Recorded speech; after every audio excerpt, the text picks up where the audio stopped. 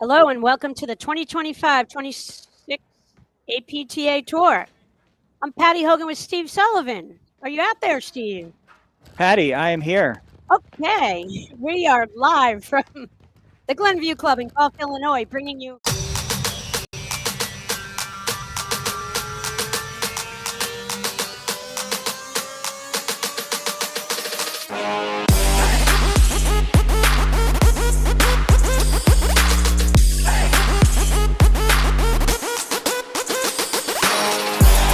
We're all tied up, and this first set is dead even. unbelievable combination. Wow. Beautifully done. What a great spot.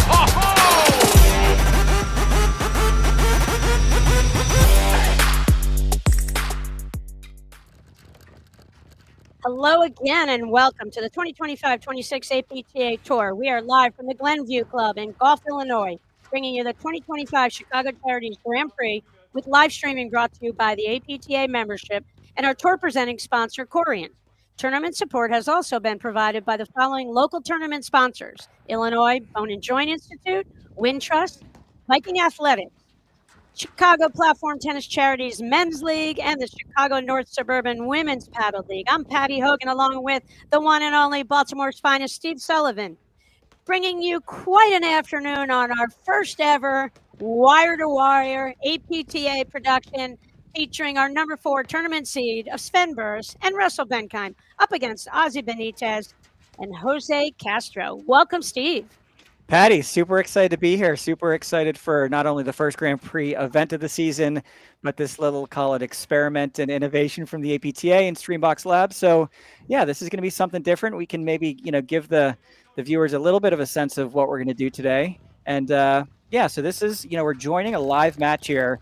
And the objective for Wire2Wire, this new concept by the APTA and Streambox Labs, is to sort of give a sense of a few different matches, some of the side matches, some of the secondary, non-traditionally broadcasted matches. So we're trying to give more exposure to some different players, and we're going to float around a little bit. We're going to pop into a couple different round of 16 matches, but we're coming to this match first. Sven Burus and Russell Benkeim, you mentioned, Patty, they're in the near side.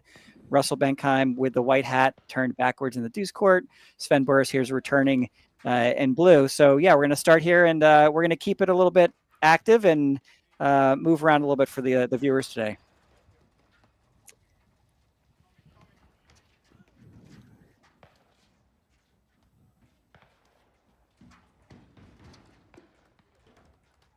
Look at Burus there. That really short little shot just hit a cutter. They couldn't get it. Burus, national champ in the finalists another year, won nationals with McNerney. Phenomenal player, teaming up here with young Russell Benkeim, winner on the APTA Tour. Won the Pittsburgh event, Chris Humphreys, I think. A phenomenal player, and one of those teams that they paired up last season, and there's magic within them, Steve. They are a team that could be in a conversation who, at the end of the season, could win a national championship together, in my opinion.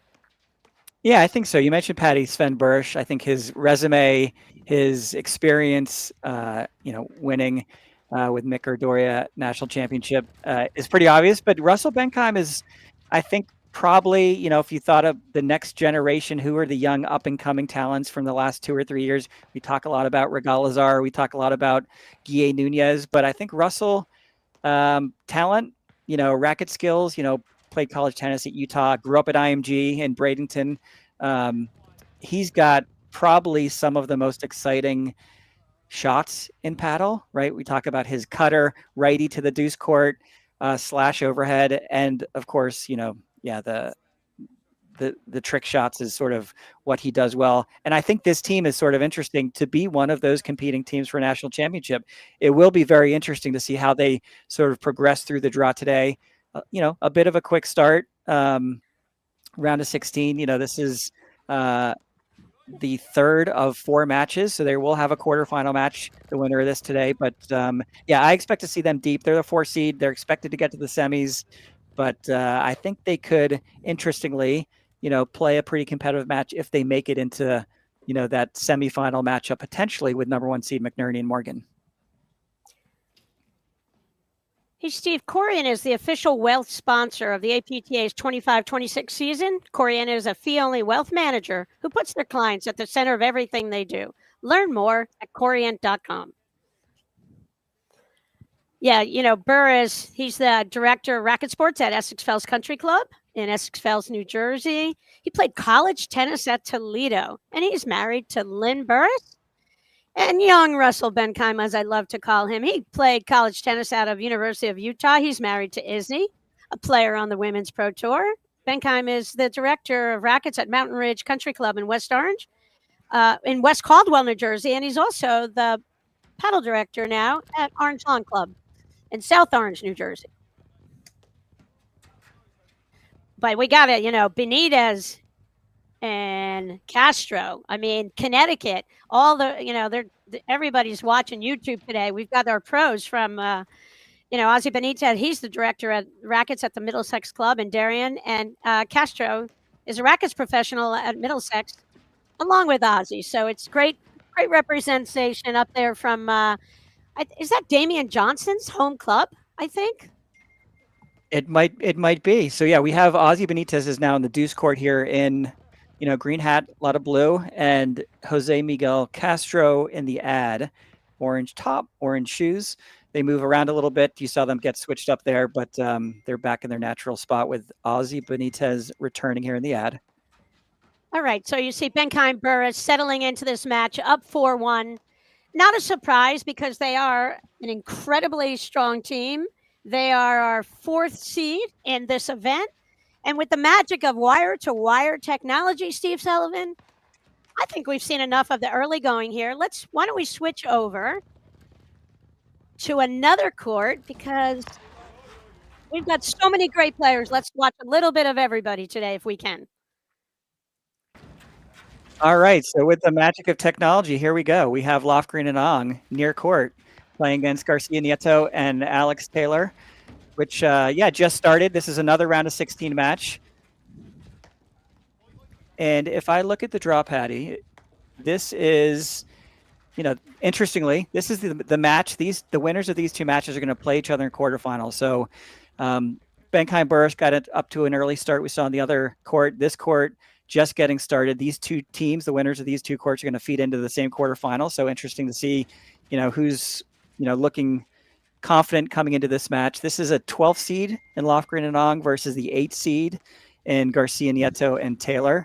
So maybe on paper it's a pick'em, but Ong, of course, someone we know very well from the last few years, and also Andrew's part of the support to the APTA from a player's voice perspective. So it'll be interesting to see how this match develops over here. Yeah, Lofgren and Ong, we got to give a shout out to their volunteer time. They are amazing behind the scenes for the APTA. Randy used to do a ton of all the stuff on representing the men's player committee. Andrew is really into it. And without both of them, a lot of the magic behind the scenes wouldn't happen. So we thank them for their years of involvement behind the scenes on behalf of the Men's Pro Tour. So, Patty, one of the trickiest things for us is to identify the players, and it's sometimes difficult on the women's tour with matching outfits. We have matching shirts here, but we know who's who, right? This is Alex Theiler serving near court with the Xenon black shirt, and his partner, Garcia-Nieto, is in the deuce court here with the white shorts. So we'll try and make sure we keep everybody straight on who's who as we go from court to court. And there you go, a little bit of a background and photo for all the players. Yeah, the Lofgren out of Old Providence Racket Club in Charlotte, North Carolina. Ong, he plays out of Westmoreland. He's actually not a teaching pro, I believe. What's Andrew Ong up to? Do you know, Steve? I'm going to take a stab in the dark. I think he's in consulting. He might work for one of the big fours, like an EY or Deloitte, if my memory serves me, but not in the tennis industry. Yeah, he's into the analytics big time, Steve. And Garcia-Nieto, Upper Ridgewood Tennis Club. And Alex Theiler is at Pelham Country Club with Guy Nunez. So, Patty, just a little bit of background here on what we're doing and sort of how some of this technology that the APTA is investing comes together. So one of the experiences that the viewers have this year to follow along with tournaments, there is live scoring that is through Court Director, courtdirector.com. You can link through the APTA website or go there directly. You can get a sense of all of the matches that are being scored by the technology. And what we're going to try and do is sort of move back and forth to some of these matches today. This technology, right, this is also something new from the APTA through a company, Streambox Labs, and Jake Koretsky trying to design a little bit of a different opportunity to experience the matches in some new and interesting ways, which today this wire-to-wire concept is one of those innovations as well. So a little bit of an experiment today, but we're going to try and see if we can give the viewers a few different looks versus the traditional coverage that we've had in the past.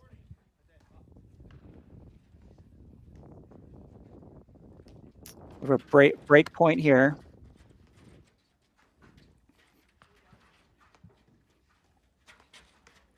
So, Ong and Lofgren. If this match goes on for 3 hours, who wins it? Ong and Lofgren. If this match finishes in under 2 hours, Steve, would you be surprised with Ong and Lofgren? Ong, I really like Andrew Ong. I love some of his unique, he's got this very hidden backhand sort of sliding, flat slice that, down the line that he hits from the ad court. He played a lot. I've seen him play a lot with Tom Murphy. He's probably one of the fitter guys on the tour, and he's very patient. You can sort of see in his game style, he's very methodical. He's very thoughtful and smart. He's got a really high paddle IQ, and he can be out here all day, right? He's super fit. So I think all the scenarios you laid out, Patty, support Andrew Ong being out here for a long time, or winning the more patient match. But we're gonna always let the viewers think that there's a lot of different ways this match could go. And I think for Garcia-Nieto and Theiler, they know that, right? They know free points are not, something they can do if they want to stay tight in this match.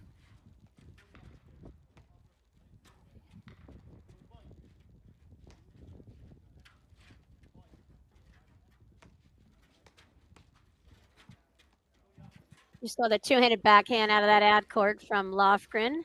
He's got a nice smooth swing. But he is one of the players who was involved with the longest point ever recorded, Steve. Do you remember that? I don't remember that. Tell me about it. Oh, I think it was a Lofgren effort, and they had a match, and it was maybe a couple years ago on the live stream, and I think the point went on for 13 minutes or something like that. I mean, all four guys really look like they're out there to set the Guinness Book of World Records for most shots hit over the net in a paddle point, and I think they achieved it. So that is, of the new, series of statistics from Court Director and Streambox Labs, we are going to try and bring, if I, bring up this little graphic you can see on the left side of the screen, Patty. Okay, this is a new point, 40 seconds in. So we'll be able to sort of see some of this real time. Some of those points that go on and on and on, we'll see if we can compete with that. That one seems a little bit untouchable, but yeah, who knows? All right, Steve, can you reset the players for me? One more time. Thanks. Yeah, so what we have on the near side in the deuce court is Alex Theiler, and his opponent now walking back towards the camera is Garcia-Nieto, both wearing the black shirts, black xenon shirts. And in the far side, this is now Lofgren serving. Andrew Ong's at the net.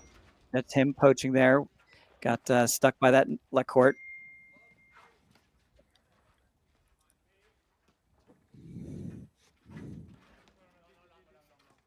Lofgren's got that sidearm serve. He's also got the underhand serve that we've seen. He hits it about 50 feet up high in the air, and if he hits it well, the ball bounces right back to his side and is unreturnable. Yeah, he's got a unique technique for his, sidearm, underarm serve. He hits it, like you said, high, shoulder height, tries to almost get the topspin working down into the court, which, whether it's warm weather or cold weather, keeping the ball lower is certainly advantageous for the server. So very consistent. I called a match of his a couple tournaments ago, and yeah, he's, well, it's a unique technique. He's very consistent with making that serve. Steve, Burus and Benkeim kept plowing through the first set in their match. They won it 6-1 over Benitez and Castro. And they are in the first game of the second set. In the women's final, an update, Hanish is aboard. The number 2 seeded team are up 5-2 over number 1 seeded team of Lopez Page in the women's finals. Lots of YouTube channels out there available for all of you watching at home to catch all the action, find some of your favorite players. We're trying to show you as many of the players as we can so that everybody gets some airtime. Well, Patty, you sort of teed it up. What do you say we hop back over to that Benkeim match and sort of check in early in the second set and see how that match is going? That'd be great.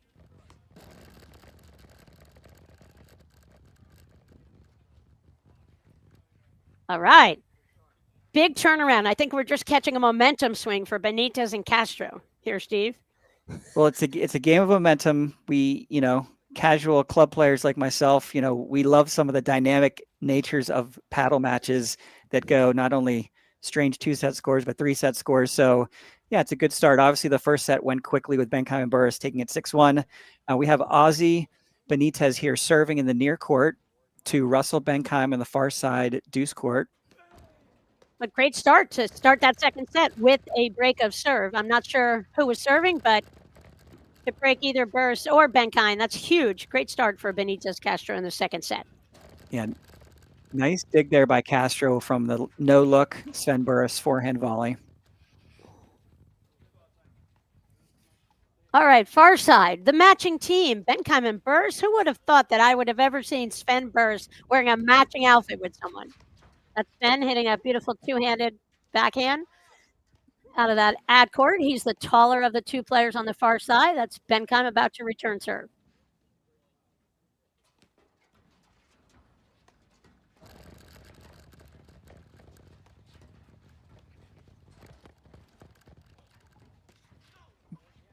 Those are some pretty big swings from Russell Benkeim. Patty, you have a sense of the temperature today in at the Glenview Club? Yeah, it's about 45 degrees.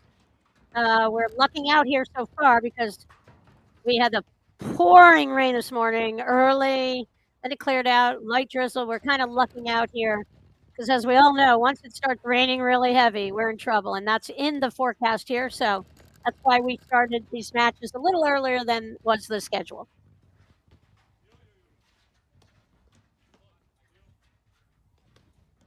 So just bringing up the point clock is a pretty exciting point. I think we had a tweener and a recovery from a nutmeg by Castro, but a little bit of a questionable call. Like Clay looking for a mark. And we don't have an umpire up there.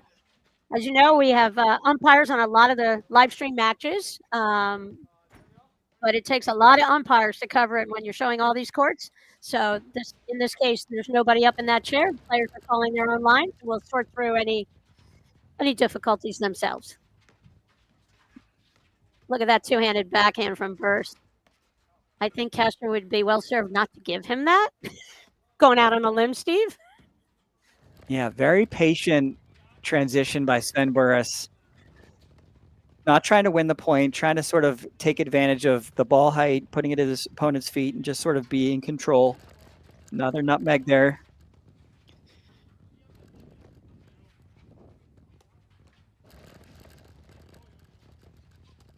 Steve, in the round, we have 8 matches going on right now, right, in the men's Grand Prix. You want to tell everybody about all the matches that are going on out there? Yeah, so this is, we mentioned it's the first Grand Prix of the year. We are in the round of 16, so it's been a pretty busy day. If we're in the top half of the draw. We mentioned the 2 matches that we're covering at the moment feed into each other.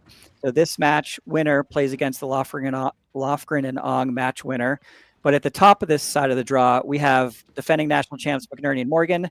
They're still waiting for their round of 16 opponent. And below that, a very interesting match. I think it's being covered by CSM on one of the other streams on YouTube TV. Leon Moyo against Murphy and Schneider. Probably one of the more dynamic, matchups in the round of 16. Ethan Leon, Matt Moyo from, my neck of the woods in the Delaware, Southern PA market, against, Tom Murphy and Ronnie Schneider. Ronnie's one of those players who's also had professional tennis experience, played at UNC.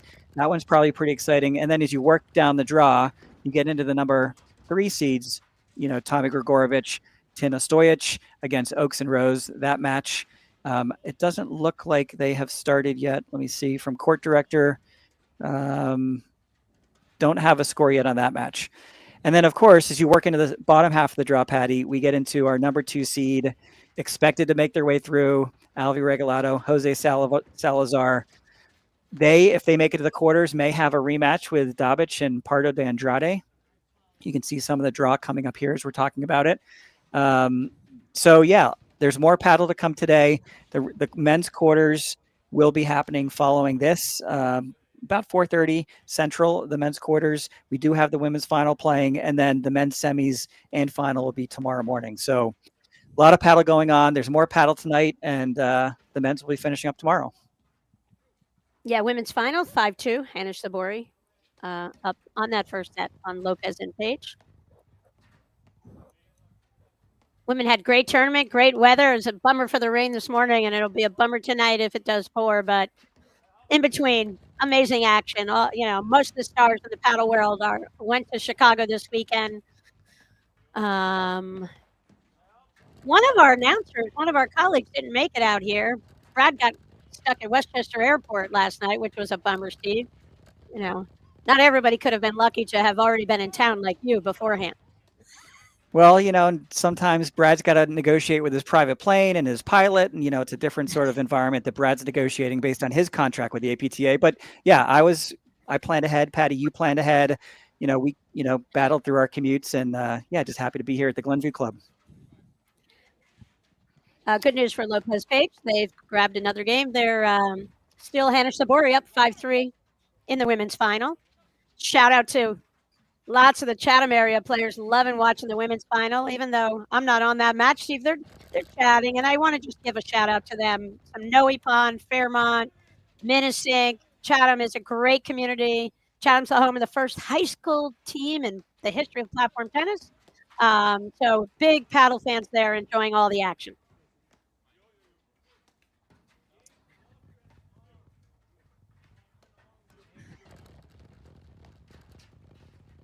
You look at this matchup, Benitez, Castro. How good are they, Steve? I mean, look at their PTIs. Holy cow. They're almost both -5s. And they lost the first set 6-1. Well, a -5 for me is, an absolute dream and miles away. But look at their opponents, right? These funny PTIs of -16.81, -13.64. I think, we may have some PTIs that are in the -20 range. So yeah, it's all relative, but they're grinding. Benitez and Castro with a big game there.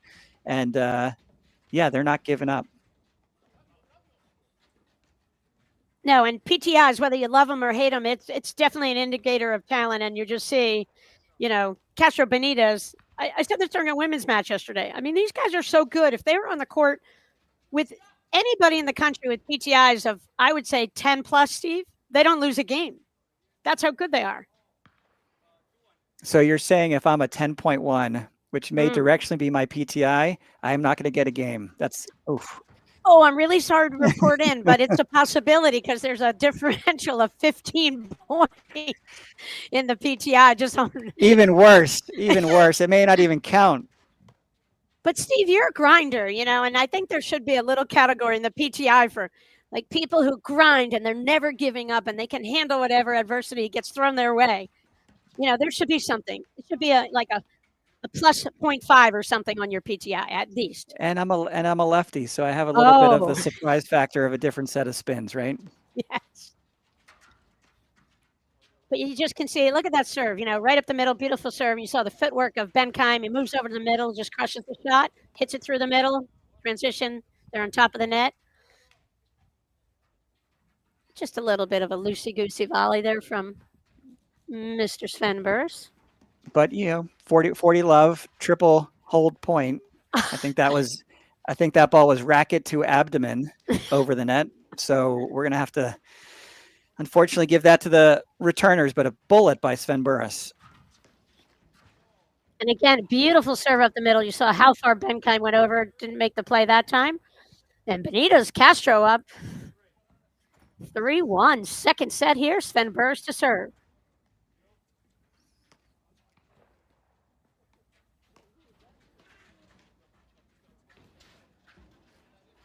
Some fast points, right? I mean, it's a little bit not expected, from a team like Benkeim and Burus, but Benitez and Castro, if you see those unforced errors stacking up, just keep the ball on the point, keep the ball on the court, stay in the points. Yep, and Benkeim Burus, I think they like to play fast. It seems like they just like to keep going. They don't take a ton of time ever between points. They just get up there and hit the next ball.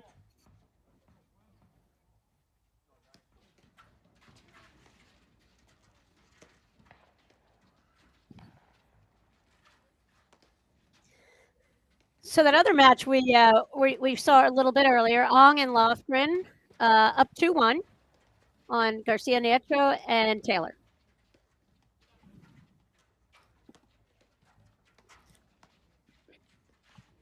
Women's final still 5-3, playing really long points out there. That's kind of what I would expect from those two teams, our top two seeded teams on the women's side. So Steve, why don't we let's go wire to wire. Let's check out the next court. And just like that, there's Andrew Ong to the left in our view. That's Randy Lofgren, his partner, on the near side. Who we got on the other side, Steve? Yeah, so that's in the deuce court is Garcia-Nieto and Alex Theiler in the ad court, both wearing the black shirts. And we have a break point to get this set a little bit closer.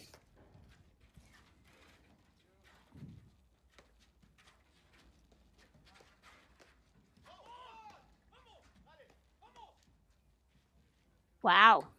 I mean, I think that was a vamos. It was an ale. A lot of different motivational let's goes going on out there. Hey, Steve, Korean's excited to partner with the APTA because whether as advisors to our members or as members themselves, they're already part of the APTA community. Learn more at www.corient.com, the official wealth sponsor of the APTA. So, Steve, last year, Chicago Charities in the finals. Do you recall the match between Regalado and Salazar and McNerney and Morgan?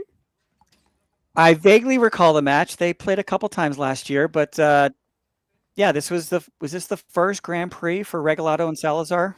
Yeah, that was their second win of the season last year. They won Montclair as the opening event last year, and McNerney Morgan won Medina, the second event on last season's tour, over Ong and Mike Wagner, actually. Baltimore last year was won by Frazier and West over Nunes and Salazar. And Chicago last year, the fourth event on the tour, was won by Regalado and Salazar over McNerney Morgan.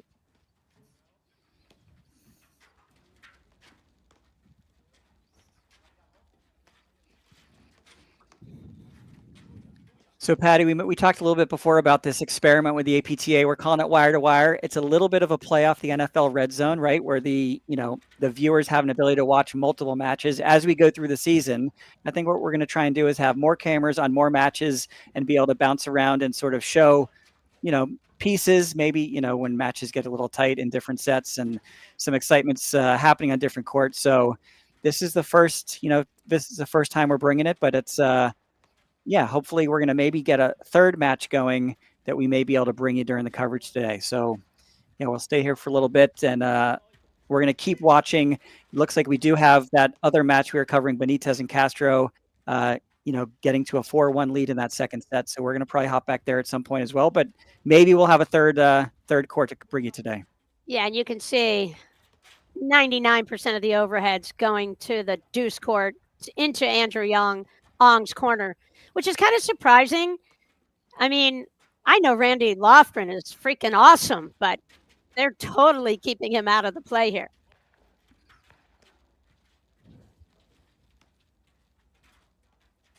So I guess Garcia-Nieto and Theiler would rather defend a lob than a drive, Steve, because they're just going to keep getting a lot of lobs out of that deuce court with Andrew Ong. I mean, he'll hit it when he gets an opportunity, like right there. Nice two-handed backhand. Good measured shot, but he's really happy. Get another ball back, and try to wear his opponents down at the net a little bit. Yeah, some of the matches I called last season when Andrew Ong played with Tom Murphy, Andrew played the ad, and we saw this point, Patty, you mentioned he's hit a couple. He doesn't always swing away in his topspin backhand. And the ad court on, those back side screen overheads, he's got a very sneaky, slippery backhand slice that he can do a lot with. Of course, he can, hide it into a lob or, the slice drive. But yeah, the deuce court, I don't think he's going to, be swinging away in a lot of those backhands, but let's see. Alex Theiler, really aggressive rollers. I'd like to see him take those rollers, unload with heavy pace right into the body of Ong and make Ong get way out of the way.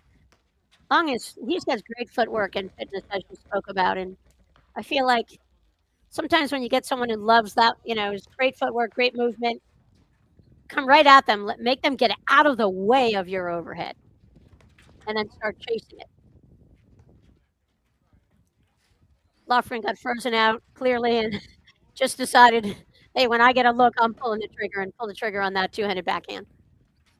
Might not have been the perfect time for it, but he kind of wanted to hit it. And again, and I can understand why, he's got an awesome two-handed backhand stroke.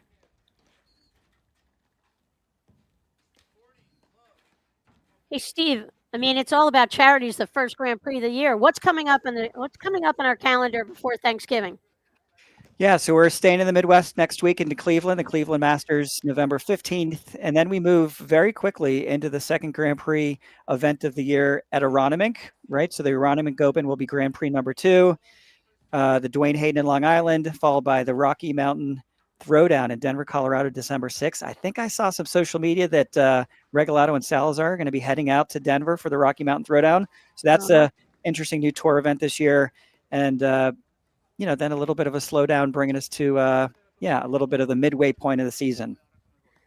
I think the Denver weekend, Steve, we've got 2 events that will be live streamed. So we'll get to test out some of our new technology all around. Maybe we'll get some more APTA Wire2Wire. And our goal of Wire2Wire, as you said, you explained it great. Typically there'll be 4 matches going on right now that we could bounce from match to match to match on. Because of just the schedule and how things kind of fell out. We're only in between. We got 2 courts of play currently, but we may get some more action from 2 other courts shortly. All right, so as I mentioned, Patty, that Benitez Castro Benkeim Burus match getting a little bit closer to the end of the second set. Let's pop back there for a little bit and see what's going on over there.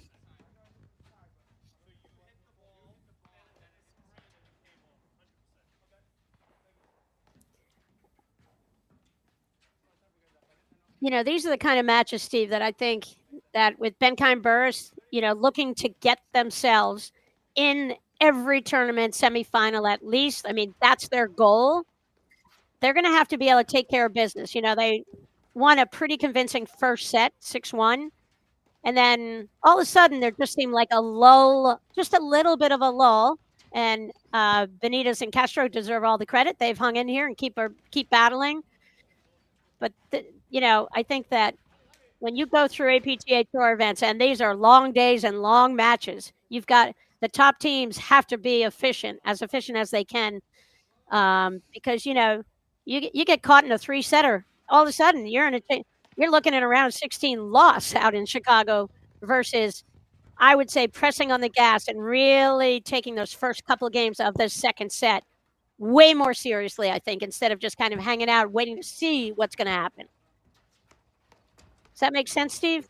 It does, and it's interesting, Patty, because you were very quick to acknowledge how far away my PTI was from Benitez and Castro. But if you just look at the difference in PTI, I mean, these are still the best players on the tour, the most competitive players competing week in and week out.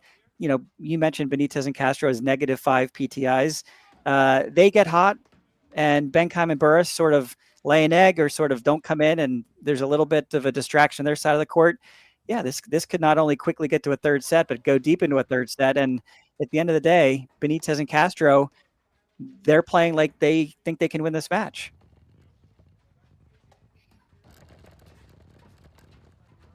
And maybe, Patty, to your point, Benkeim and Burus feel a little bit of pressure, right? Being a top seed in this event, obviously Sven's experience, Russell's sort of rise in momentum in the game.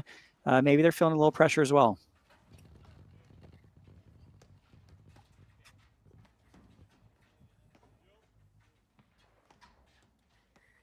Well, I think the big thing at the highest level is you've got to maintain a level, like a high level of like focus. And sometimes I've seen it where, there's a little bit of a slip sometimes with some players. And like Sven Burus, you talk about how good this guy is. And, he teamed up with one of the game's all-time great players, the one and only Doria, and they reached the finals at 2 nationals and had a nationals win.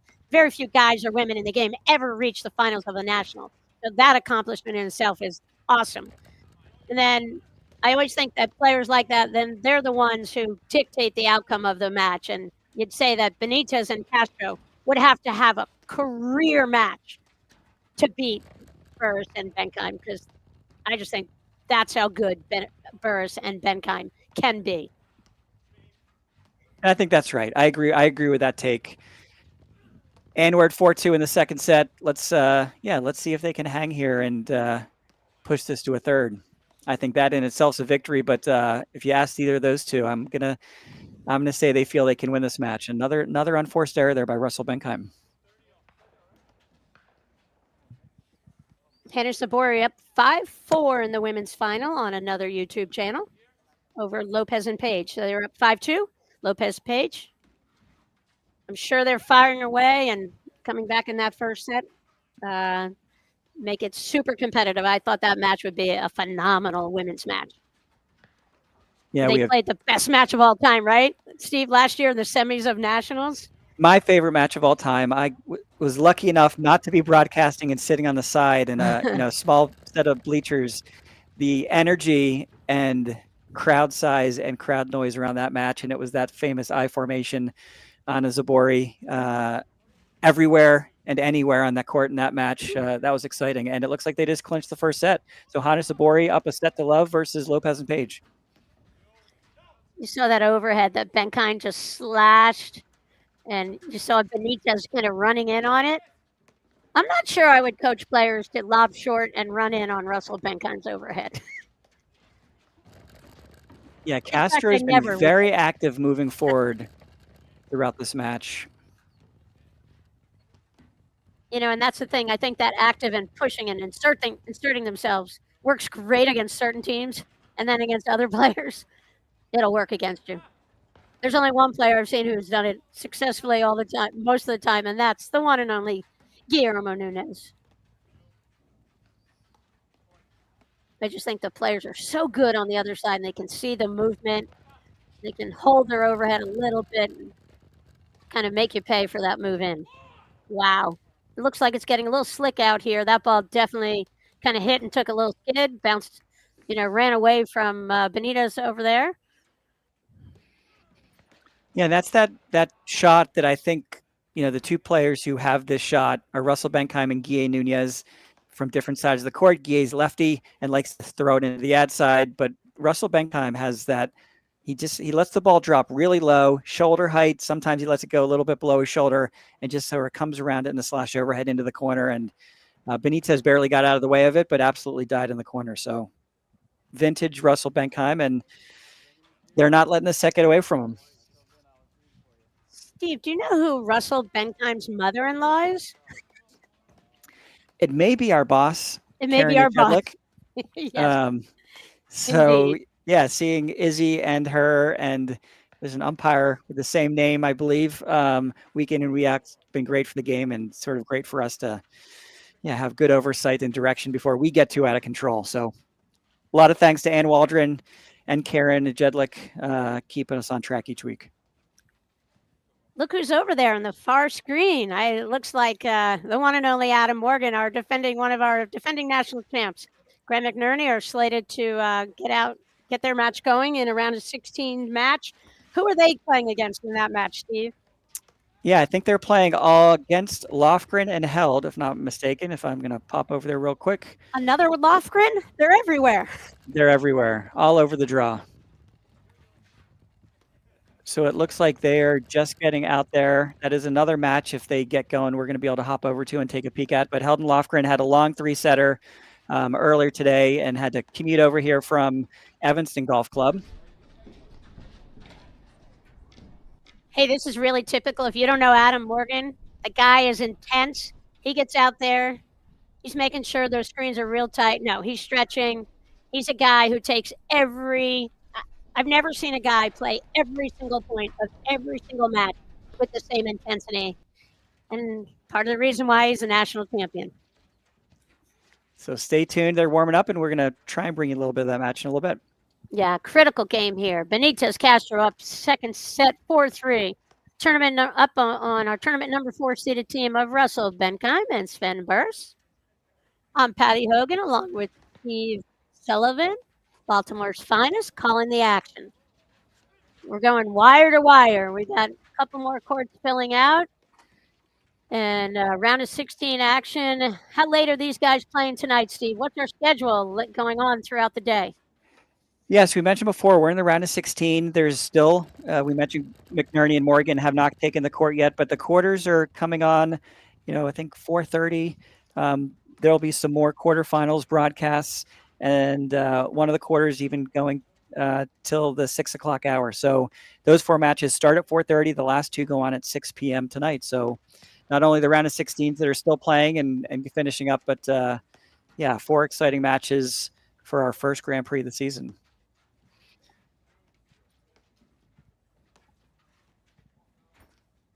All right, so let's take another peek at that other court, Patty, where Ong and Lofgren, still battling out 4-all in that first set.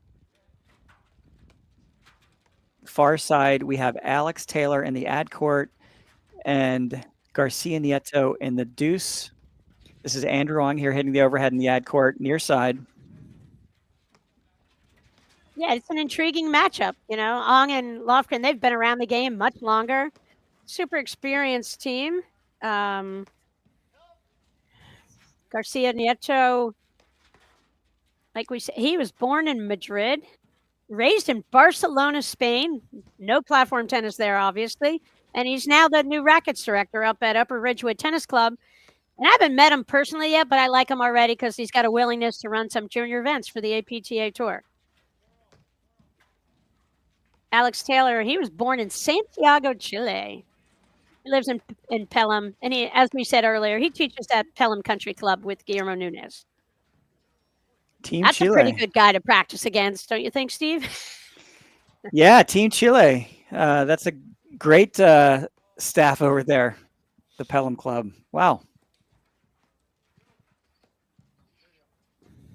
All right, big point here. 4-all, 30-all.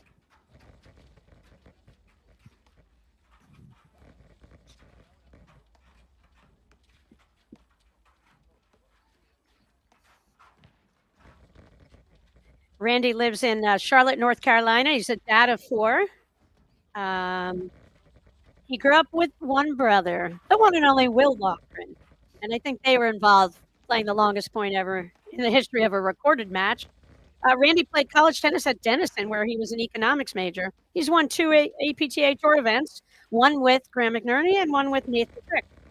Lofgren and Crick were actually ranked as high as number 10 in the country a couple of years ago.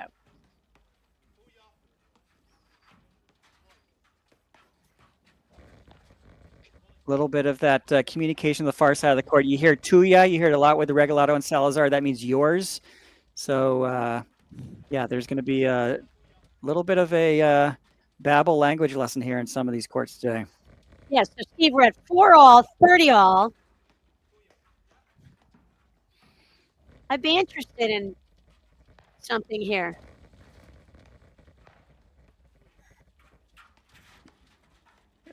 Nice move there by Andrew Ong. Didn't try to do too much.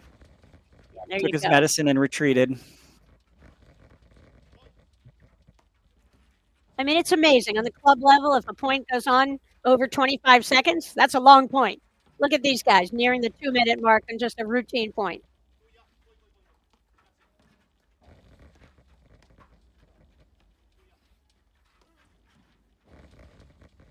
Yeah, you're right. Really good communication from Garcia-Nieto, Theiler on the other side on every single shot.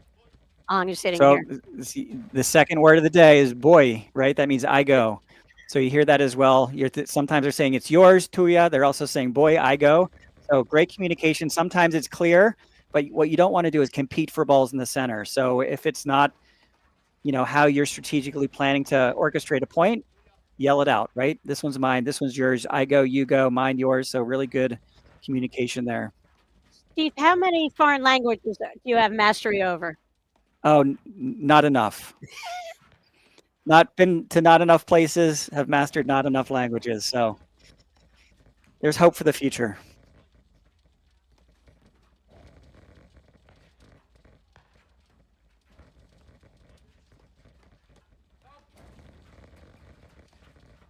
Steve, one of the things you see here, you see the length of that point, we're over the 3-minute mark. It's kind of why you watch a lot of players new into the sport of platform tennis, and they're like super active, running all over the place. And then as they get into paddle and understand the nuances and what it takes to win these matches, match after match after match, these deep draws, you kind of then calm everything down because that a point going 3.5 minutes is nothing special. There's a lot of 3.5-minute points in our sport. I mean, it's not that it's nothing special. You know what I'm saying. Yeah, Andrew Wrong very methodically sort of looking for opportunities, fishing with lobs, fishing with some, mixing in some two-handed topspin drives.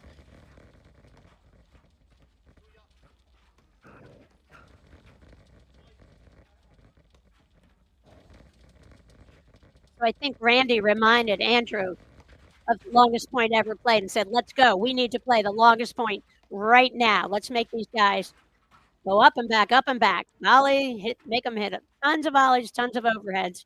All right, Patty, call it. Are we going to exceed 6 minutes?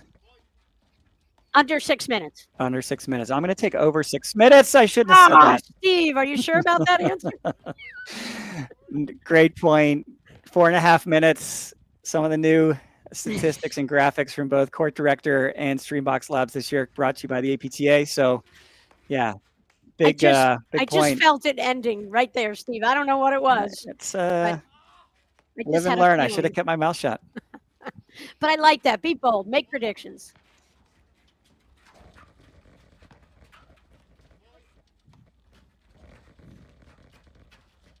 I like that spot. Theiler sort of went right at the ankles of Andrew Ong, made him get out of the way and then respond to the screens. It's interesting. A switch on the baseline. Ong's over in the deuce court. The ad court now. That's Randy Lofgren with his back to us in the deuce court. I kind of like it just because, he got a look on his two-handed backhand early in that point here. And I like Andrew Ong in the ad court. I mentioned before, I've seen him play a lot with Tom Murphy over there. I think he's a little bit more dynamic.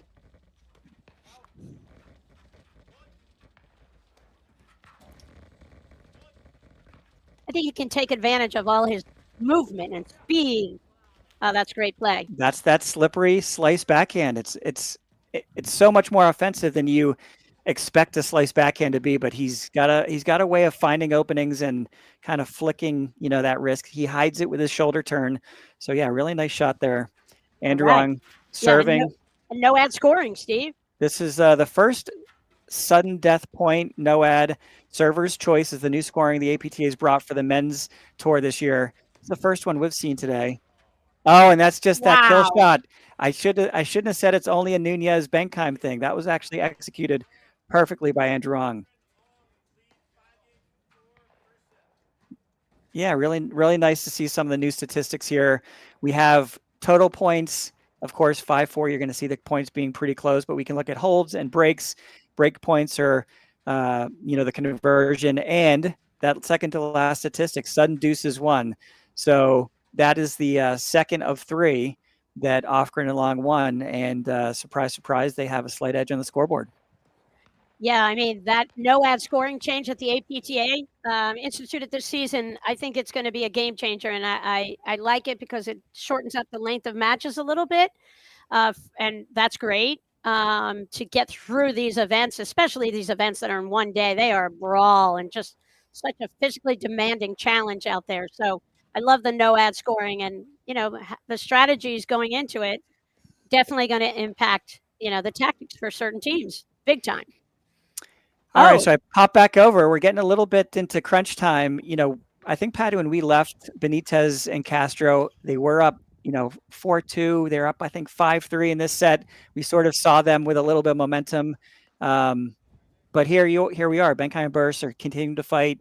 But Benitez Castro serving for the second set to see if they can extend this match. Yeah, this is exciting. What an opportunity for them. And like I said, Burus and Benkeim kind of got off to a little bit of a slow start in the second set, but clearly they don't want to go 3. They have no chance to lose this match. This is stupid that I'm going to say it. They have no chance to lose this match since they won the first set if it's only 2 sets. So that's their mindset. Figure out a strategy here, and then it comes down to executing their game plan.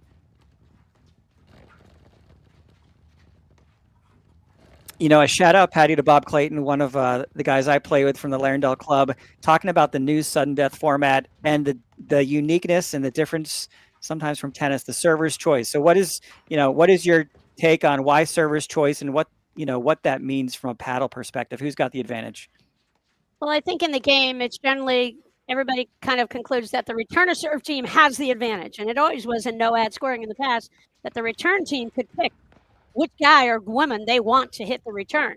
And they would always pick whoever had the stronger return of serve or someone whose return was most effective up to that point in the match, perhaps. And so now that you flip the coin the other side and you let the server choose so he can avoid, maybe the biggest weapon on the other side of the net potentially. The women play it out, regular scoring. It's just on the men's side. And all the players wanted it. So the APTA put it into effect, and it's been really well received. Yeah, really well received. The statistics that we showed a little bit ago from the Ong match, it is a trackable metric this year, and I think it's gonna be really interesting to see how it plays out. Which teams play well under pressure? The other thing about server's choice, this is a one service, system here. So those guys with big serves that like to go for it, got to be a little more conservative. So maybe that equalizes it on the no ad point. But so far this year, it's been a pretty good addition to the game.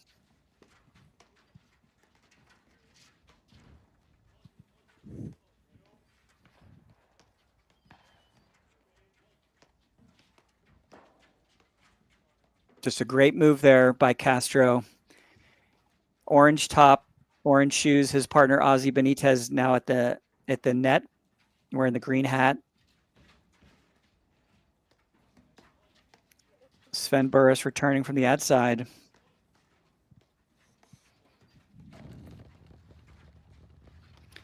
And this is where the no ad, Patty, when I'm sort of watching matches, to me also comes into play. If you're Benitez and Castro, 30-15, you have a chance to win the set, but to get to 40-15, you then have 3 set points, right?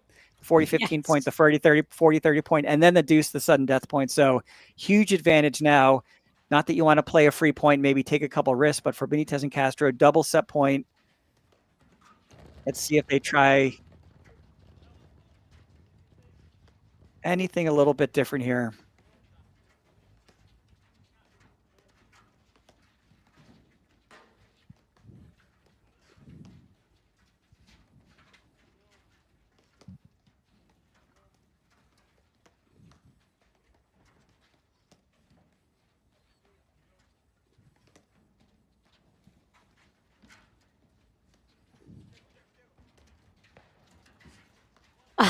Great anticipation. Unreal cutter and unreal get. Castro then just rifles one sort of neck height to Russell Benkeim.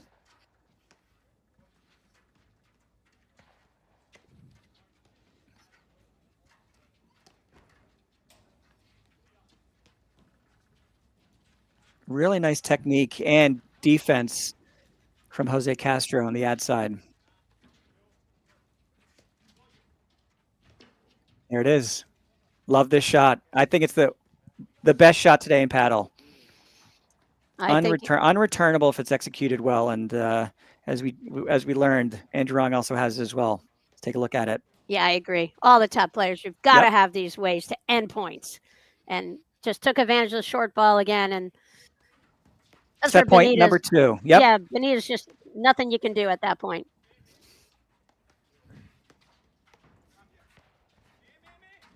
Great touch, lob spot, caused a little confusion. Oh boy. Not sure what that word was, but I think in Croatia, I knew what it meant. Or Serbian. I think that was Serbian. Let's focus on the other side of the court where Benitez and Castro, just a huge bombos, right? Let's go.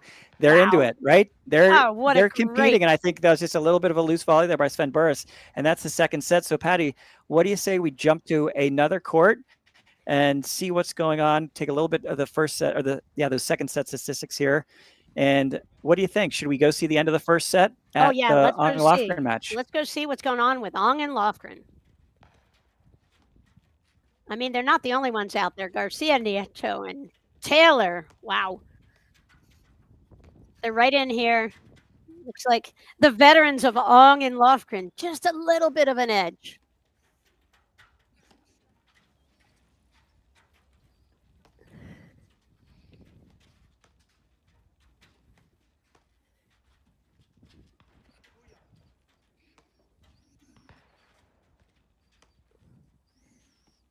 Beautiful Glenview Club.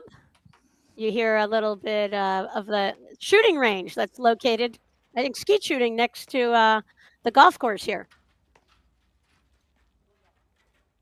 Sounds a lot like when someone tags a really good forehand. Boom, you hear that. There you go. All right, they're grinding out here, Patty. I'm going to pull another audible. I'm going to jump to the third match in our wire-to-wire coverage today. You can see very clearly Graham McNerney there. In the blue, his partner Adam Morgan, the team on the near side. They're playing Held and Lofgren. Quick start, not surprising, by McNerney and Morgan.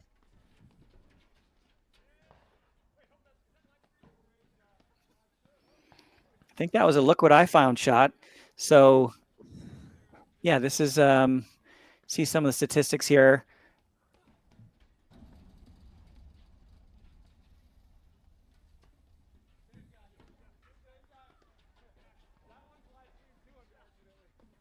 Looks like that may be Held serving on the far side and Lofgren at the net, if I have it correct. I think you do, Steve. So our defending national champs, Chicago's finest, Graham McNerney, Adam Morgan, early lead in this match. They are the tournament #1 seeded team. They are amazing. And, you know, it's dark when you go down to the end of these courts. You have all those trees. It's much darker than out here. Now it's bright again, Steve. We got a cloud cover here in the Chicago skies. Like we said, we're hoping the heavy rain holds off. And we're just in a brawl here. And these round of 16 matches, so competitive. So many good guys out here playing.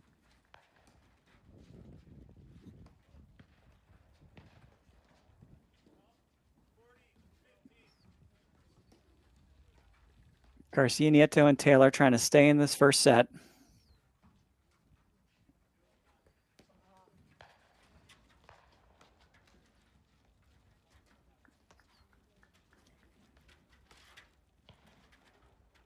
See, that's the magic of AI technology, Steve. We were going over to watch our current national champions, and just like that, boom, we're right back to this match. Because, you know, sometimes I guess we got to stick it out. We're toward the end of this first set. It's really fun. Good paddle to watch, though. We'll see if Garcia-Nieto, Theiler can tie it up here. The winner of this match, Steve, you said plays against the winner of the Garcia Benitez.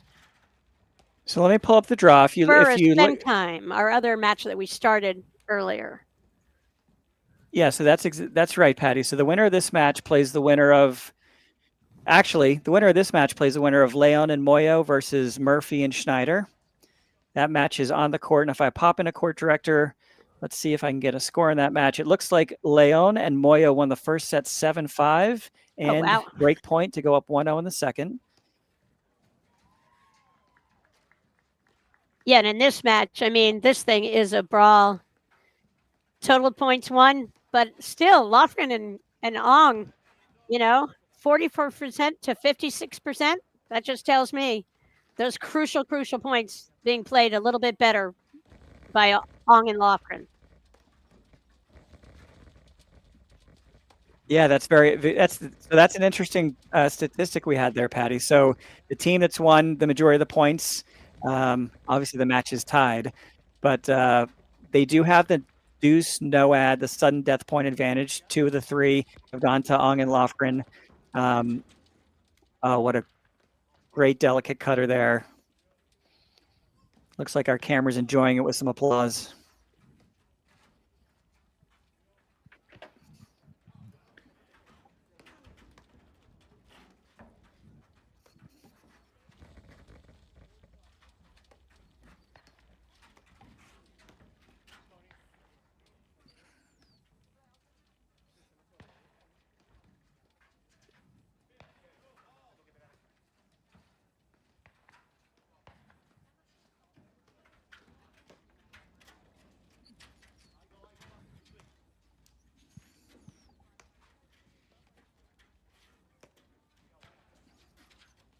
Steve, are you able to tell from your statistics how many no ad games we've had in this first set? Yeah, it looks like it was 3. I'll pull up the graphics, the statistics again. Okay. So I think we had 3 the last time I looked. So yeah, we have 2 of the 3 won by Long and Lofgren, which 3 out of the 10 games. Some matches, probably have a few more. Some matches have a few less, but yeah, this is probably the newest and most exciting of the new statistics we have this year to sort of track. Yeah, who's playing well under pressure.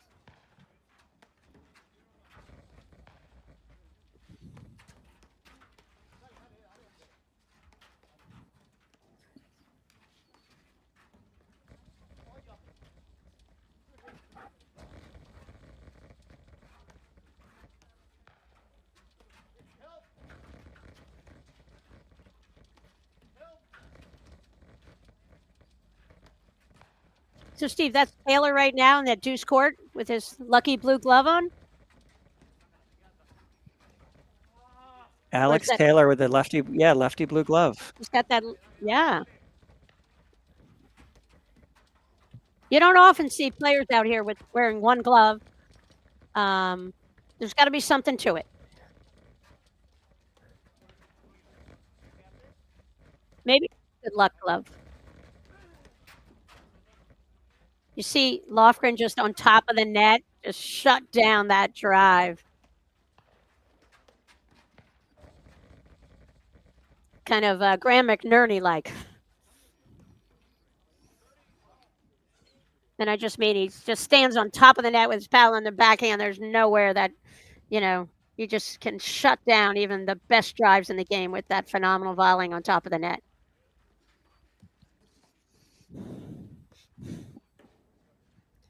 Hannah Saborier won the first set in their women's finals 6-4, and they are up 3-2 against Lopez and Page.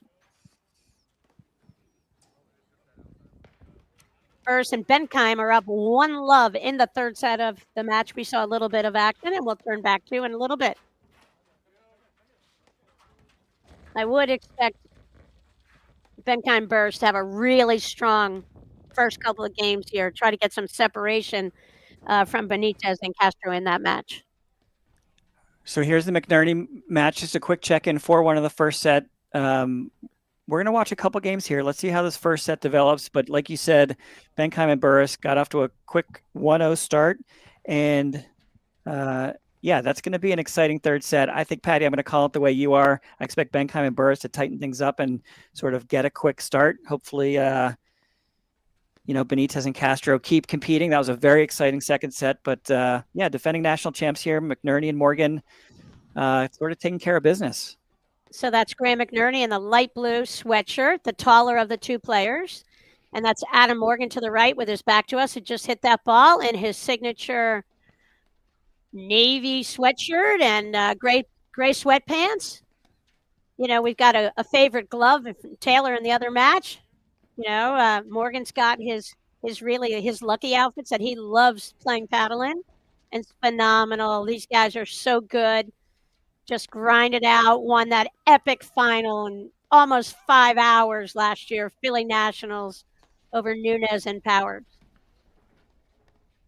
Lucky sweatpants. Gotta like it. I got a pair as well. You got the gray sweats going, Steve? I got the gray sweats with the classic fire pit burn mark on the back of both calves. Didn't know I was on fire when I was on fire, and I can't stop wearing them. I'm 3 years in. I can't take them off. It's just sort of my go-to uniform. I may change up the undergarments, but those gray sweatpants, I'm going to wear them out. Yeah, I think there's a lot of players who might have some burns from fire pits after paddle matches, don't you think? Yeah, just everybody else seemed to chuckle at me being on fire, and it took me a second, but I got there. It was post-match, mid-bev sort of celebration. So, hey, lots of fun memories from Interclub Paddle. And Steve, that's what makes the sport of platform tennis so special. I don't remember playing college tennis and, having those fuzzy, warm feelings, after a match. Like, when I was introduced to the sport of platform tennis, I kind of came out of college tennis being burnt out on tennis. And, the welcoming nature of the community and just of all the players. And it's a game where everybody shares all their information.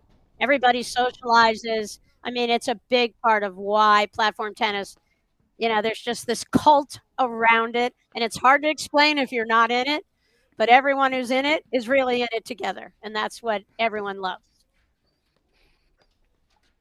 Yeah, I came a little bit late to paddle, played college tennis. I tell a lot of people I don't discriminate. I play all the racket sports. Son also played squash, but I'm playing some pickle, a little bit of padel. Paddle is just such a unique, close proximity sport, and it's, as competitive as any of the others. It's more social than any of the others. Obviously, the mandatory beverage that we have in our league covenants, is just what makes the sort of the social scene so unique. And being outside in the winter, sometimes we complain about the weather, but once you start peeling off layers, and it's something special that for those that aren't in the game, it's tough to understand. But at our club this year, we have 25 to 30 new guys that are playing and new women. We have new courts at my club, Roll and Run in Baltimore. So the Baltimore paddle community is growing. And I think you're right, Patty. The social aspect is probably the biggest why. But yeah. And speaking of, well, we'll add to that. But Steve, let's jump over. We've got the match with Ong and Lofgren, 6-5 in that first set against Garcia-Nieto and Theiler. And by the magic of APTA's new Wire2Wire technology, with Jake Koretsky here, we have the opportunity to kind of join the action and maybe just grab some of the highlights where things become so intense, a little bit, exciting point. And I just love these points because there's so much more pressure on all the players, and just to watch how they handle it, it makes it really fun for me. Yeah, this match has slowed down significantly. I think when we came to this match early on, the points were quick. Sometimes you see more unforced errors at the beginning of a match. But this match pace has slowed. A lot more defense, a lot more methodical lobbing. We talk about Andrew Ong and how, high his paddle IQ is, how, well he does sort of finding spaces and openings. This is a great battle in the first set here in the round of 16. Can you identify all the players for us one more time here? Yeah, so this is Andrew Ong, near side, deuce court. He's now facing the camera, missing that backhand into the net. His partner, Lofgren, and then serving on the other side, we have Garcia-Nieto with his partner, Alex Theiler, at the net, far side. And just the score update from the other court we were covering, Benkeim Burus, as you thought, up 3-1 in that third set, so they did get the quick start they wanted. like we said, when you're a favorite team, sometimes you gotta find that intensity. After you win it, they won their first set so easily in that match, and it wasn't an easy set by any means, but the score looked like it was fairly easy. Sometimes there is that little bit of lull. But we talk about the social nature here at the Glenview Club. I mean, I used to love coming out playing this tournament because, unless I was playing against the Chicago team, everybody cheers for everybody. But, they've got their favorites for sure, but totally an appreciative paddle community out here. They love watching all the players compete, and they have a lot of fun staying hydrated, even as a spectator, actually. Patty, Lauren Mandel and I were calling a women's match yesterday. We went into the draw. We saw Zink and Prendergast, your 1999 partner for your national championship. Do you have a Chicago Charities championship? Yeah, we won Charities. Yeah. With? I think Cindy Prendergast. There you go. I can't tell you what year. I'll make it up. 1800 and I'm not that old, Steve. Yeah, it's so fun to see Prendergast Zink. They had a great 3-set match in women's play yesterday. They're such a good team. They love the game. It's so great that they're still out here fighting the fight. They lost to Jackson and New Bay, but I mean, super competitive match. They won the first set 6-4, and then they lost 6-2, 6-4, and it's just to the credit of Cindy and Lauren and their love of the game and their passion for, the community as a whole. They don't want to miss out, so that's why they're still in there entering these draws and competing, and had a great win and almost pulled off an upset. Getting into the quarters of Charities would have been amazing for them. Nice eye, nice communication there. Putting it into a tiebreaker here in the first set. All right, good call, Steve, to grab this action here. Hannah Sabori up 4-3 over Paige Lopez in other action. Yuyo and Leon 7-5, and then they're down 2-1 in the second set to Murphy Schneider. Amazing paddle in every direction. McNerney Morgan won that first set 6-1 over Held and Lofgren. Kind of anticipated that was a little bit of a mismatch. McNerney Morgan, just phenomenal team, the top of the men's game right now. Big Louder Salazar actually are the number 1 ranked team in the country.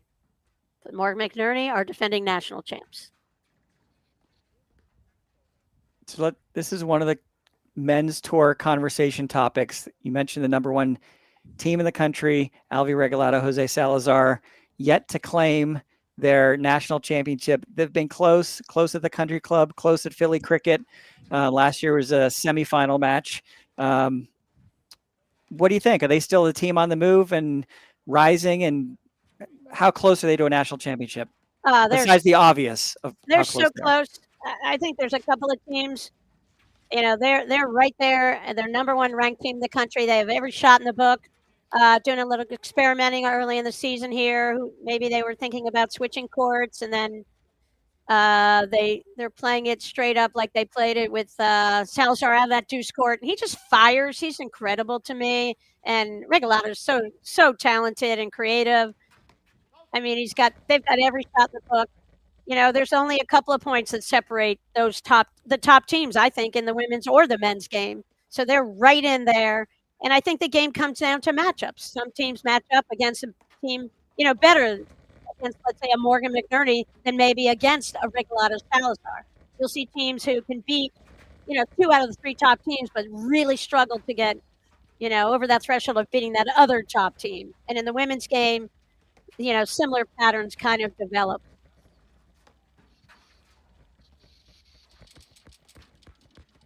Yeah, I was lucky enough a couple weeks ago at the Baltimore Open. We had Regalado and Salazar playing Nunez and Powers in the finals. Nunez and Powers took that title. It was a pretty convincing straight set victory. Well, how great a match did Nunez Powers play? I mean, they played phenomenally. There was a great crowd at the Larendelle Club, but the quality of the paddle, I don't think the crowd appreciated as much because it was late in the day and The bar was thinning out, but man, what great point there. Great move by Garcia-Nieto there. But yeah, Patty, you're right. That match was super high level, and for so early in the season, Nunez and Powers looked tough. Really, really tough match.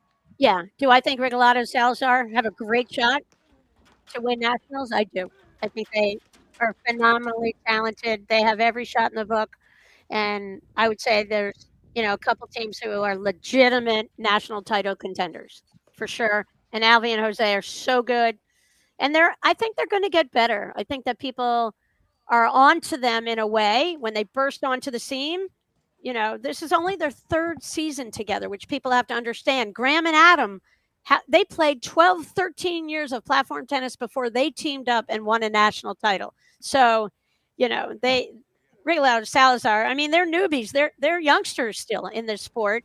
But they've got Patty, I'm calling audible. You can keep going. I'm going to go to match point in the Benkeim Burus match. It's a no ad, server's choice, and match point for Benkeim and Burus. Yep, not surprised by this. Like we said, Benkeim Burus, they are so good. It's just they got to keep their foot on the gas. Play every point. Match point, game point.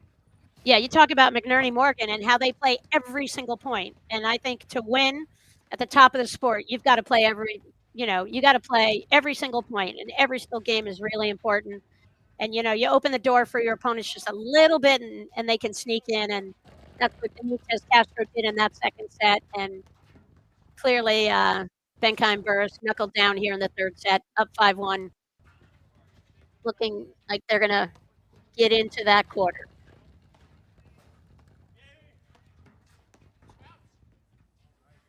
Oh.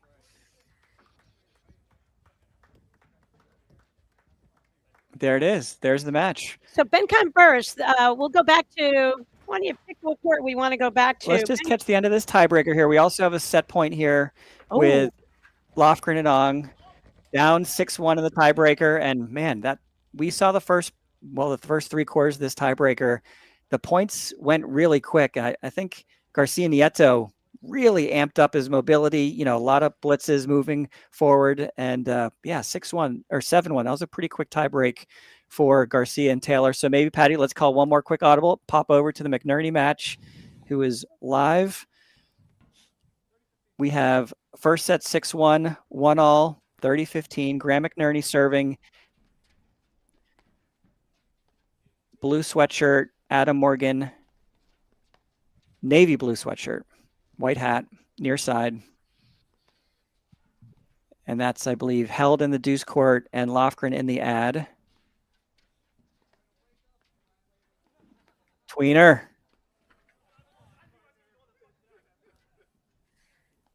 How about sorry for the expletives, but you never want to be the one who makes the error on the point with a tweener, right, Patty? Correct.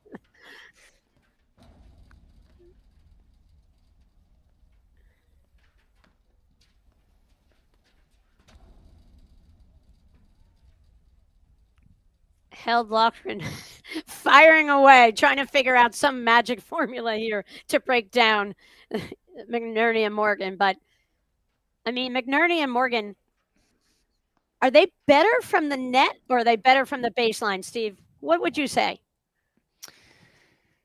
I love Graham McNerney's net positioning, which you can't go any further forward. He's obviously got the size and presence and hands to be in that position, but the ability for Graham McNerney to sort of end points with his racket as close to the plane of the net as you can get, to me, that's vintage Graham McNerney. So I like him at the net, but he's a very patient. We talked about Andrew Ong being patient, methodical, and finding openings with his lobs. Graham McNerney obviously has, the patience of Job at the baseline. So he's the ability to stay out here all day and play these 5+ hour matches like he's done and did to win his national championship last year. Well, I'm thinking, if I'm held in Lofgren, what do we have to do? Because you just see. Phone a friend. Yeah, phone a friend. I'd like a lifeline. I'd like to call some Mr. Durant outside Boston. Are you Yeah. available to come See in if and play? Mitchell and Durant can get on a flight. See if they can get the pilots for, Brad Easterbrook's, Yeah. private plane. Exactly. Araya is not here this week. My favorite partner of one, Araya, Jeff Morneau, my college teammate. There's lots of people we could phone a friend. Yeah, I'd be phoning Johan. He'd be at the top of my list with Stephen Mitchell. But this is the thing, when Graham and Adaman are at the net, you just look up and they give you nothing. They don't make that, they don't make those loose errors from anywhere. That's why they're our national champs. And I would say the difference with them from, let's say, Alvy and Jose is, I think, the net play. I think that's where McNerney and Morgan can shut down drives with their system of play and how they have their court coverage. And I think that's just the only difference. Regalado Salazar have such quick hands and love to tempt fate and give their opponents the ball they want to hit because they know they can make the next volley. But I think they tighten up their net positioning and take a page out of Graham and Adams' book. I think they would be amazing and have their best shot to win nationals that way. Of course, it's all matchups like we said, and there's so many good teams. And Nunez Powers, their plan is to get in the third straight finals of nationals together. They won it in Boston in Johan's backyard at the Country Club a couple years ago. Phenomenal win over Alvy and Jose, an incredibly entertaining final. Three sets. All right, look at this, Patty. Yeah. Look at your screen. Henish and Zabori are back with a W. Avenged that loss in the semis of nationals last year to Lopez Page and came right out of the box here. It's their first event of the year. Phenomenal play, earlier from Henish and Zabori, and they took out Page and Lopez for the Chicago Charities title. Congrats to Flor and Anna. That was a slippery forehand by Lofgren.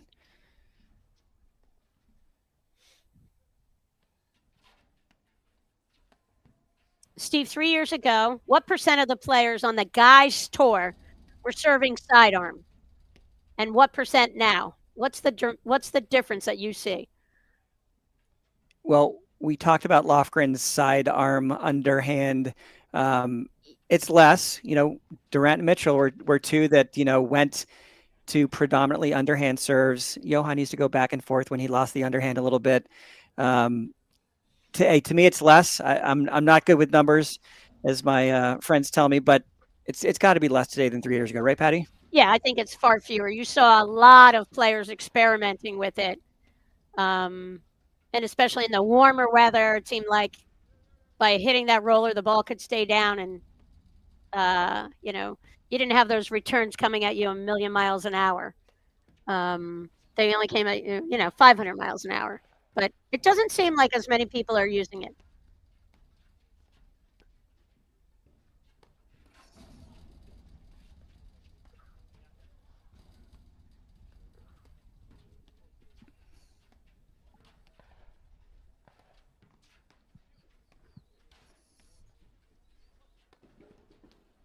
Did you ever see Steve Held play when he used to play with Ryan Baxter?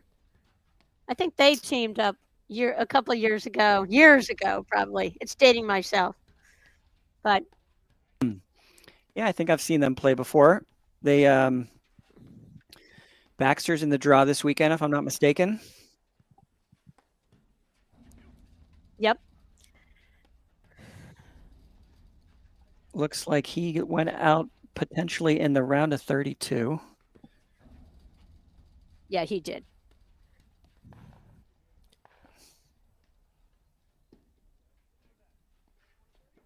So, Patty, we're at the Glenview Club today. What are you hearing in the background?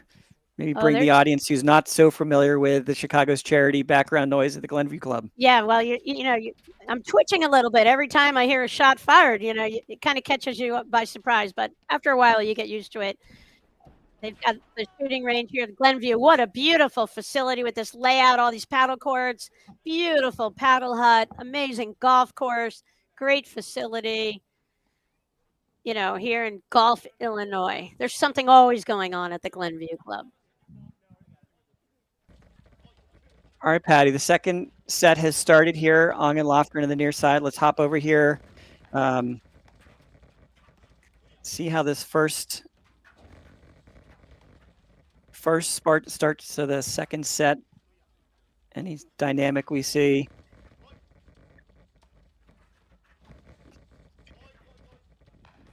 We talked a little bit, Patty, in the pregame. This is it's a 12 seed in Ong and Lofgren versus an 8 seed. So call it a pick'em from a lot of respects. We see Andrew Ong a lot more probably week to week in the coverage and playing the tour. We mentioned a lot of the work he does with the APTA representing the players. But Garcia-Nieto and Theiler, I tell you what, this is a really well played and exciting end of that first set that we saw that went to a tiebreaker.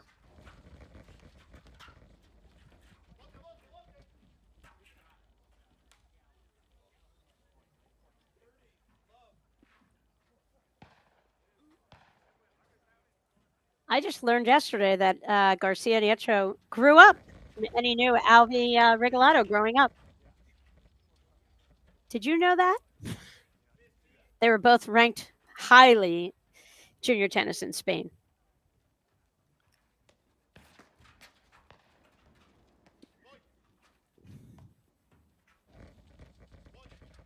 You said that was Theiler and Alvi Regalado? I missed who you said there, Patty. That was Garcia. Oh, Garcia-Nieto. Okay. Yeah. Oh, Theiler, we talked about being at the Pelham Club with Ye Nunez. Yes, right? exactly. The Chilean team. That's right.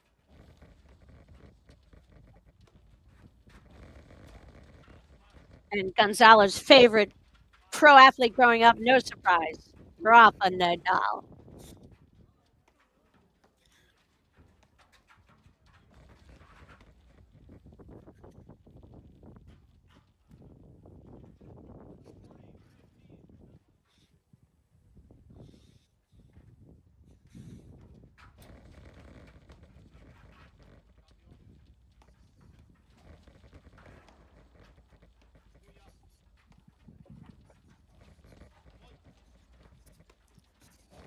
Steve, as these guys are early in the second set of this match, let's take a look. Let's take a look a little bit of the match summary so far. Oh, there's very little in the second set. I was playing with our new toys here, and I thought I could get the whole match so far.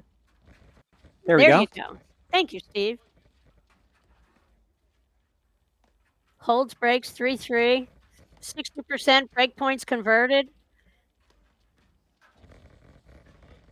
It's the only difference. Just the sudden juice point. And boy, look at that point streak that Theiler had. 10 in a row. That's huge in a paddle match. I don't think I've ever seen 10 in a row. Have you? That's quite a streak. 2.5 games.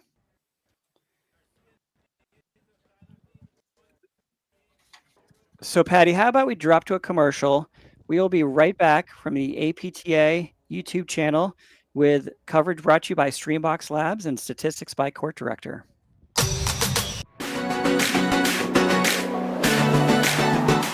Hey, this is Guillermo Núñez, and this is the tip of the week. In the push overhead, I like to create some offense by sometimes, depending on who I'm playing against, I hit the ball down into the service box, letting them bite a little bit, understanding that they could drive, and I'm gonna close the net as they're driving, knowing where the opening is, depending if I wanna speed the game up.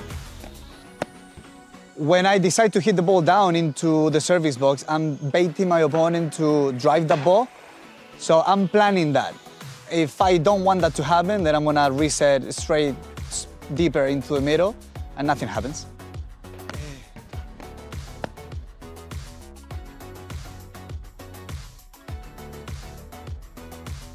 I'm Guillermo Núñez. I hope you enjoy the tip, and see you on the court.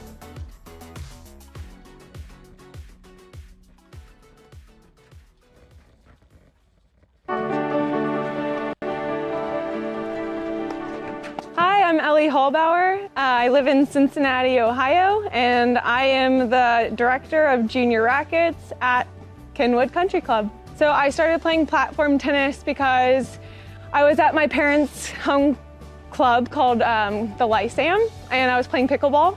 and the paddle pro came up to me and said, "You look like you have good racket skills. I'll give you a free lesson." She gave me an hour lesson. That's Ann Turner. And I got hooked just like that. So I started playing tennis when I was 8 years old and decided to not go to college. I started playing on the pro tour and played on the tour for 10 years and just stopped 2 years ago or 3 years ago now. And now I'm competing in paddle. My favorite tennis memory was playing at US Open and going into the cafeteria and seeing Rafa Nadal. Welcome back to the Glenview Club in Gulf, Illinois. We are bringing you a round of 16 match, but this is actually coverage of a few different matches in our wire-to-wire coverage today. So Patty Hogan, I'm Steve Sullivan. We have this match here, Ong and Lofgren, second set. Lost the first set to Garcia-Nieto and Theiler, 7-6, and down 2-0 quickly in the second set. So, Patty, yeah, it's been interesting today at the Glenview Club to see a little bit of a new experience, this new innovation by the APTA with Streambox Labs, with Court Director, with you and I, trying to do a little bit of a floating coverage of a few different matches. So, yeah, it's been interesting, and this is sort of the match that's still standing in the round of 16 that we're covering. And may have thought Ong and Lofgren had a bit of an edge, but Garcia-Nieto and Theiler, wow, some pretty impressive from 5 on the first set, one-way traffic. Yes, so Steve, let's just do a little bit of a recap for everybody who didn't catch the action yesterday. We just saw that Hannah Sabori won their first event of the year, the first event they entered with the tournament with the win over Lopez Page in the finals. Lopez Page beat Morgan Sikora in their semi, and Hannah Sabori got through their semi over Hallballer Maturka. Hallballer Maturka beat Jackson and Nubay in their quarters. Cran Herschel were defeated in their quarter by Hannah Sabori. Lopez Page, they beat O'Sullivan and Sarich in their quarterfinal. And Hall and Newman went out to Morgan Sikora in their quarterfinal. Really a strong women's field, Steve, and so, like a lot of up-and-coming women's teams, fun combinations to see. So I think, you know, last year we had the emergence of Page and Lopez on the women's tour. This year, I don't know, there's a couple of teams out there that are making it really interesting. And in men's action, I mean, what a tournament here. Morgan McNerney, our defending national champs. You know, we saw them a little bit early, just looking dominant as always. But we have all these other combinations of teams. One of the teams, you know, Moyo and Leon, you're very familiar with them. A phenomenal young team out of the Philly area. You know, how good can they be, Steve? What do you think about them? Yeah, Ethan Leon was someone I got a chance to see a few times last year. He came down to Larendale, I believe, for the NRT. We call it the Maryland States event. I think he may have won that tournament last year. Played with another person from the Delaware community this year. He switched to Matt Moyo, who's been around the tour for a little bit longer, from Westchester, PA. So Ethan Moyo, I think this is a second year of paddle. So tremendous upside, another player who's, you know, got a tennis background, and they're grinding it out with Murphy and Schneider. Up a set, down 5-4. So maybe that match is looking at third set over there. I was thinking that one might be a 3-setter. And if it goes 3, I might vote for the youth in that match. Steve, Chicago's the first Grand Prix of the year. We kicked off the APTA Tour for the 2025-26 season with Regalado Salazar getting a win over Erdoya and McNerney at the beautiful Montclair Golf Club in a phenomenal event. Thanks to our host pro there, Mick Erdoya, and Patty Topping, who ran that show, did an amazing job. The women's event there was won by Lopez and Page, and they won it over Lisa Lalich and Georgia Alexandre. The tour then went to Medina. We're out here, and that's where Morgan McNerney got their first win over Lofgren and Ong in the final. Hallbauer and Morgan won their event. They won the women's over Barron and Middle, who went out in the 16s here. So you can see the strength of the field here in Chicago Charities, stronger than that Medina event. Baltimore, we had Nunez Powers getting their first win of the season over Alvi and Jose, and Lopez and Page won the second tournament of the season in Baltimore with a win over Morgan and Sikora. As you can see, That's Steve Sullivan's left hand adjusting that camera. Steve, I don't know how you do it all. Behind the mic, adjusting the cameras. Good job. Patty, it's AI. It's AI. There's no ignore the hand. It's all AI. It's It technology. wasn't even a real hand. This is what's driving the stock market, right? You hear about NVIDIA? No, it's the APTA. That's the 4 letters that matter. It's a lot of investment in AI and technology. Obviously, CSM is a big production partner this weekend, but Streetbox Labs, court director, that hand, just got to ignore it. It's just AI. Everything's AI. Including that great move. We talked about Garcia-Nieto at the end of that first set. Incredibly athletic movement. And yeah, good for Andrew Wong to just sort of patiently grind that ball out of the corner. So that's Theiler now. He's got that blue glove on and the Carolina blue T-shirt. Garcia-Nieto is in that ad court right now with the dark top and white shorts.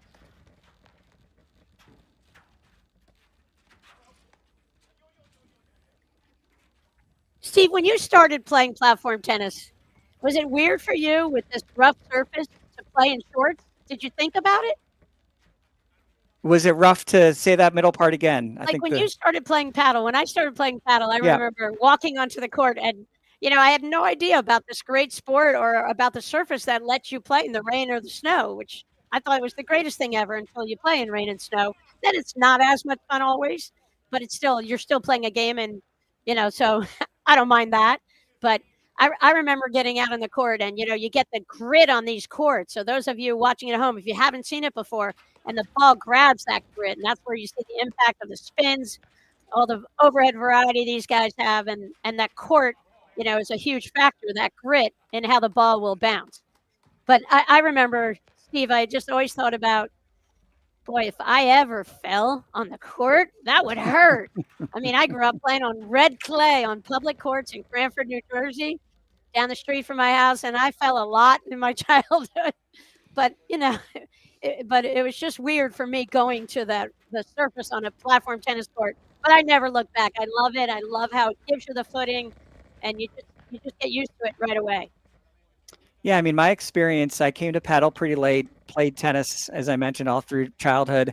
When I was younger, a summer camp that I went to and then taught at the St. Timothy's School in Baltimore had paddle courts in the back. Unfortunately, they don't exist today. So I had a little experience as a kid. During breaks at camp, we would go play mini tennis on the paddle courts. And coming back, yeah, my experience was sort of unique. Absolutely hated it the first couple of times. And flipping a light switch, was addicted. Right? Yeah. Went from despising it, thought it was the dumbest game, didn't understand it. I looked horrible, which probably was a rough ego bruising experience. And then the light switch flipped and I was completely addicted. So this is, what we try to do in our community in Baltimore. The more people we bring into the game, we know they're going to stay. It's just so uniquely social and, athletic. So this is obviously the top of the spear, but in the men's league in Baltimore, we have over 500 people that don't look like this, but have probably as much, if not more fun on a, random Tuesday night. When you started playing platform, how weird were the screens for you? Well, I just didn't know where to go. And in 2017, I had the opportunity to play nationals when it was first come, first serve. So I was able to get in the draw. I played with someone from the Baltimore Country Club, Tim Polk. So we had 6 matches in 2 days, cramped all the way, down 95 getting home. But I, for the first time, experienced a different type of paddle and was taught how to play the screens and where to move when it hits the back screen and where to move when it hits the side screen. And that's, one of the things we try and tell people. And now that the APTA is invested also in these formats of PTI events, this sort of handicap system that we have in platform tennis, you just need to play. You need to play more. You need to get out. Sometimes if you're your club and play interclub, you need to get outside of your city and state and play tournaments. So it's really that, we talk about the young players today, Patty. What's the, what level can they achieve? And the sky's the limit, right? Sometimes it just takes a while to sort of understand the cadence of a point and the speed and the spins. And certainly the screens are certainly unique to platform tennis. But yeah, it's been great for me over the last 15 years to lean into the sport. Hey, Steve, Corian is the official wealth manager of the APTA's 25-26 season. Corian is a fee-only wealth manager who puts their clients at the center of everything they do. Learn more at Corian.com. Steve, when I grew up in Cranford, New Jersey, which maybe is only known for the amount of flooding we used to get in our basements, and we used to make national news, but we had a ping pong table and we had a wall right next to the ping pong table. So my entire childhood, I spent playing ping pong, a lot of ping pong against my 10 brothers and sisters. I walked onto the paddle court and someone said, "Oh, the screens are really tricky." And I'm like, "What are you talking about?" Because I kind of grew up playing the screens in ping pong. I just kind of learned all the angles. The angles became supernatural to me, and it does. The screens come supernatural to some people who play other sports where you know it's a similar kind of thing where you have to understand the rebound.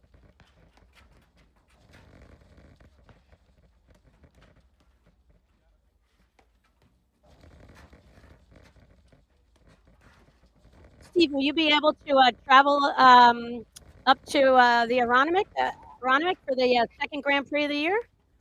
Yeah, so Philly's about an hour and a half up the road. Looking forward to that next Grand Prix, and hopefully I'll get to be on site a little bit. So it's a beautiful club. It's a amazing golf course I've had the luxury of playing. But yeah, it should be an exciting event. Last year was a tour event at Aronimink, if I'm not mistaken, and such success. That Philly market, that Philly community of paddle is so dynamic and robust. Not only the Philly Cricket Nationals last year, but so yeah, a lot of people looking forward to get back to Aronimink in a couple weeks.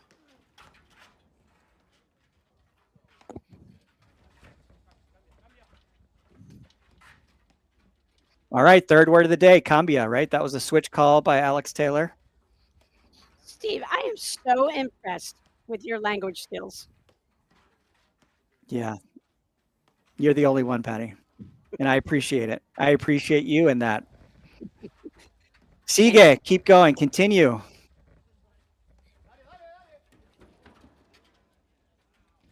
Steve, what's the typical number of text messages you receive when you're on air during an APTA match? And let's just say today's not the typical number, right? Today's a little bit more than the normal event. There's a lot of activity. I think a lot of people, some of the folks in Baltimore have been texting me throughout this new coverage. We're calling it Wire2Wire. It's a little bit more active and dynamic. A lot of opportunities for how we sort of build this new product with our streaming services this year with the APTA. So yeah, get a lot. Probably not as many as you, but today's been an active day for sure.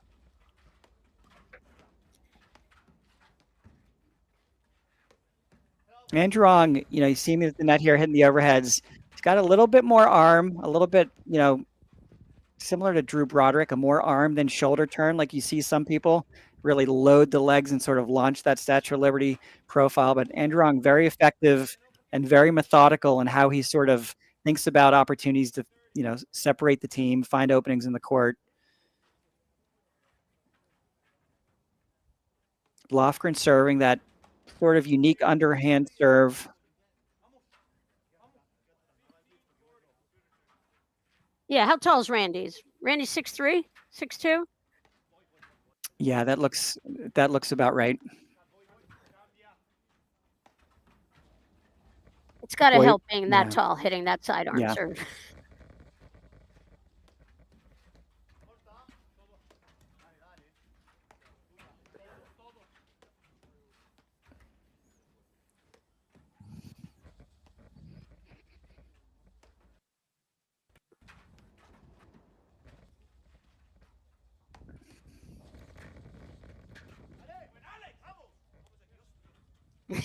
A lot of excitement, and just full disclosure, I did have the opportunity to play a little bit of pro tennis, and I played some satellite circuits in South America. So Ecuador was one of the places I got to sort of play and compete, and learned some words, but learned just the best series of curse words I've ever heard in my life. And we're not going to bring those into the coverage today, but it's helped me out a little bit.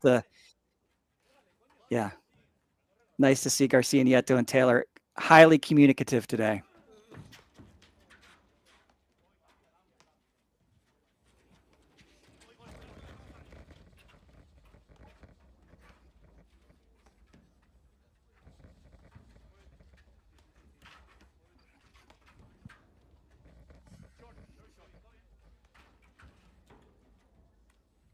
few really nice cutters. Andrew Rong there.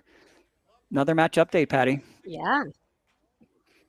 Leon Moyo taking that second set and the match from Murphy Schneider. I think we saw that early on today as one of the matches of the round of 16 that had a little bit of excitement to it. Did not disappoint. New up-and-coming team from the Delaware, Southern Pennsylvania market, Ethan Leon and Matt Moyo. Schneider and Murphy are Chicago, one of the Chicago local teams. But I'll tell you, Leon and Moyo, they're something. They're on our radar. Everybody's got them in their sights, looking to break into that. Like, I think seriously that top 8. I see them there, top 8, maybe at the halfway point or 3/4 through the season. Steve, you agree? I agree. I think the next match, obviously they get to face our defending national champions in the quarterfinals. So next up for them, you can see the draw here, coming on screen. But next up for them is going to be McNerney and Morgan in the quarterfinals. That's a match that is going to go on. Is that right? Yeah, that's a match that's going to go on, I guess, about 4:30 Central Time today. Yeah, and I mean, that'll be exciting because Morgan McNerney, they're just so phenomenal. And, there's no weaknesses in their game, but don't tell that to those young guys. They don't care. I think they'll come out and I think they'll play a super competitive match with those guys. Yeah, that is. So just to recap, we have this match finishing up in the round of 16. We have the men's quarter starting at 4:30. The first 2 go on at 4:30. The last 2 go on at 6 p.m. That's Central Time. And it looks like, Patty, I have the pleasure of covering that McNerney, Morgan, Moyo, Leon match in the quarterfinals. So that's going to be stay tuned for that at 4:30 Central. Yeah, some amazing matchups potentially out there, depending on, who wins these 16s. We haven't mentioned Rob Bacher's in the draw with Theiler Fraser. Theiler and Olivia welcome their second child, and we'll see Fraser and Eric West a little bit later in the season. Eric is a new dad as well, and there'll be another team that will be, in contention heading into the Nationals, which are going to be hosted out of Kennewick Country Club this year in Summit, New Jersey. Rob Scanoni, who runs the men's league in Jersey, is running that event with his co-chair, Blake Anderson. Blake's the pro over at Fairmont Country Club, and they're getting organized. They have a great team of volunteers to make the Jersey Nationals phenomenal. That will be the second time Kennewick's hosted Nationals.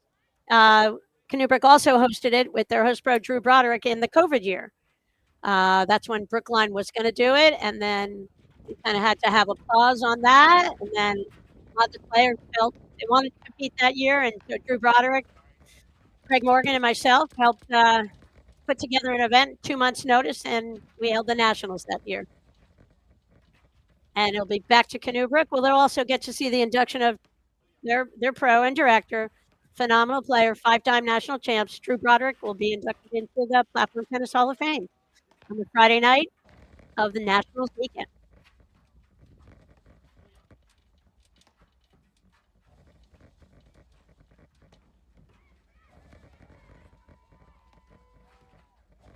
You kind of want this match to go 3, right, Steve? There's such little separation, really. I mean, feels like a 3-setter. Yeah.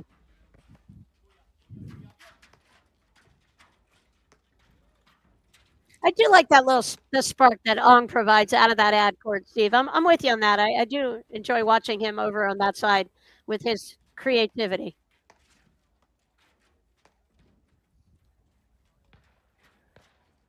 But all credit to him playing the deuce as well, because this is sometimes a trap for the club player, that they get stuck or overly comfortable on one side of the court. And as a captain of a team, it's frustrating when people say, well, he plays deuce, I play ad. So we always encourage people to play both sides of the court. The screens are different. The spins are different. Defending with a backhand versus a forehand, super different. So yeah, all credit to Andrew Rong showing both sides of the court. Yeah, maybe a little bit of an edge in my mind's eye to the ad court for him.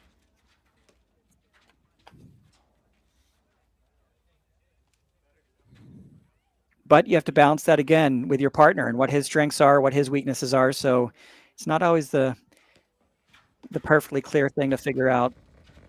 Loving that Alex Theiler inside out forehand.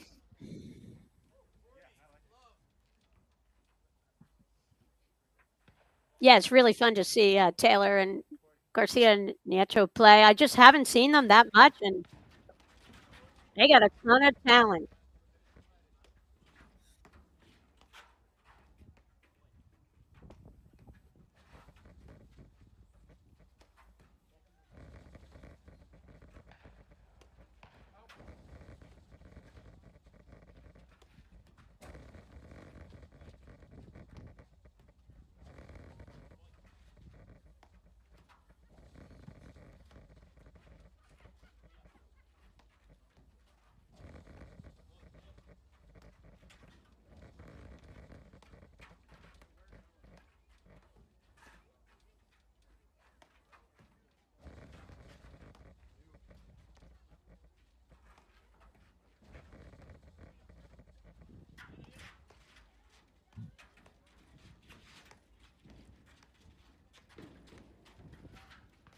Little hands battle, love it.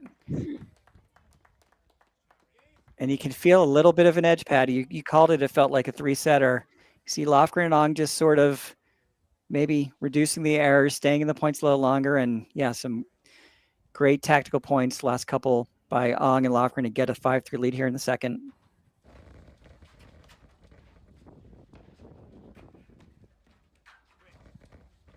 Steve, so we're going to be finishing up our coverage at the completion of this set, but viewers will still be able to follow this match, and all the other matches on the APTA YouTube channels.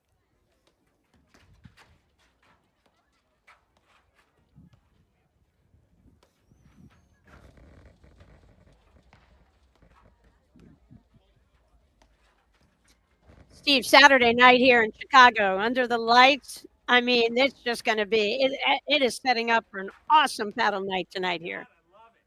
And it looks like, Patty, the rain held off. You can see the leaves blowing a little bit, but a little bit blustery conditions, but it looks like it's dry for the most part. Hey, they don't care about a little wind. This is phenomenal that we're not getting the rain that was predicted, the heavy rain. Steve, what's the schedule on Sunday at Chicago Charities? So Sunday, big Sunday at the first Grand Prix of the year. Men's semis will start at 9:30 Central Time. Both men's semis will go on at 9:30 with following, the men's final will come on at 1 p.m. Central as well. So, yeah, big day tomorrow on the men's side. But like you said, big night ahead at the Glenview Club for the Chicago Charity men's quarterfinals to follow. Wow. That's that backhand. I love it. I love his down the line slippery backhand. Not a slice. It's not flat. It just kind of finds its way. There it is again. I don't even know what to call it, Patty. I just like it. Yeah. It's like a there it is. 3. It's a slingshot, kind of. I don't know. It's pretty cool. And he definitely wants to keep hitting it. It seems like such a delicate, high level of difficulty shot that, you really thread the needle, but it's just a feel shot.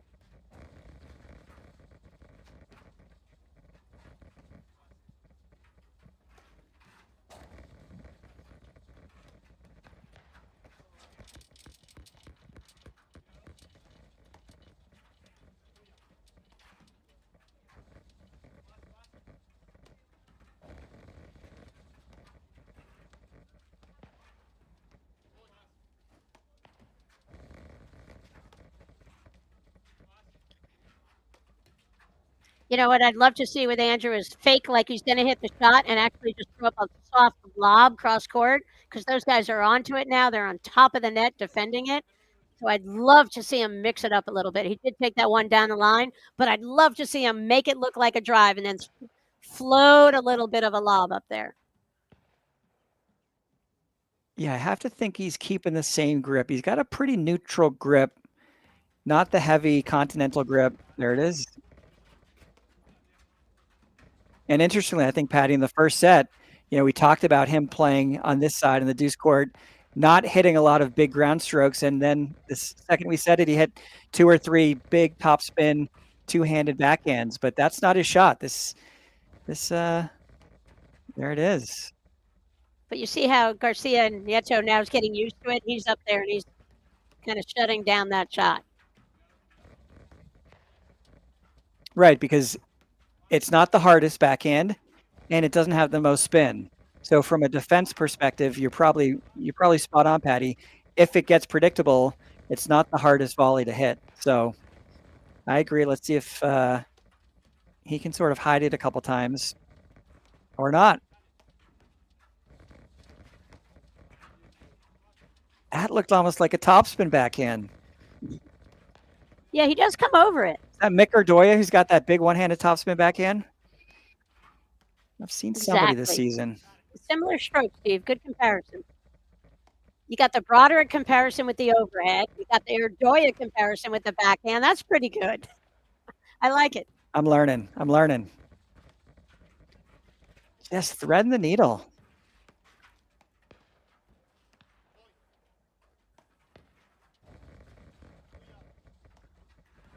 So we see Patty, that's sort of that idea that you have that he should, maybe hide it a little bit, throw up the lob, keep them off balance.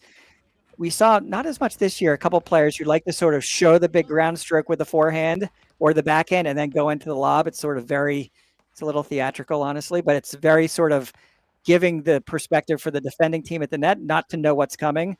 So I think that's right. How does he either mix it in or sort of show one way and then sort of, keep the team a little bit unexpectedly. You defending. Need a little deception. I think. Yeah, a little deception. A little deception would go a really long way. And even float the shot, even off speed cross court. You might not get a lot out of it, but you just could create a little opening in case they happen to leave one out there for Lofgren to tag.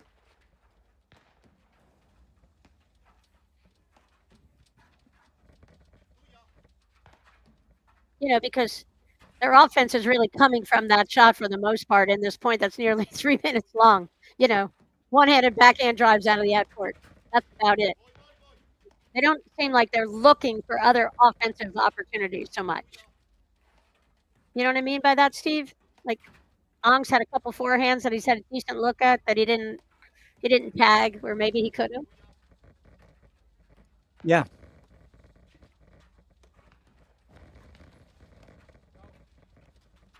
You can just feel the pressure and the importance of these, not only, for one team, can they close out the match in straight sets? For the other team, how do they get themselves into a third and sort of reset?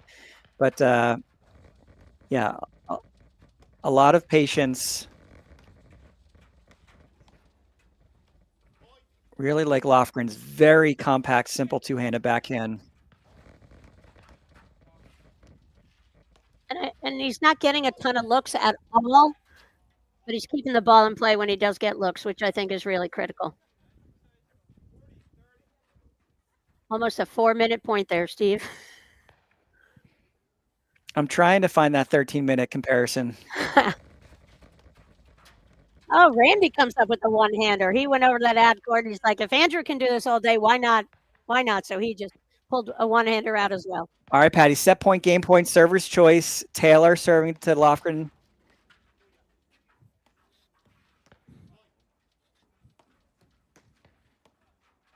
So is it a 4-minute point or is it a 40-second point, Patty? 2 minutes and 29 seconds. All right. Price is Right rules. Oh, what a... Oh, yeah, you gotta love it. You gotta love it. Under, great play from Ong. So, Steve,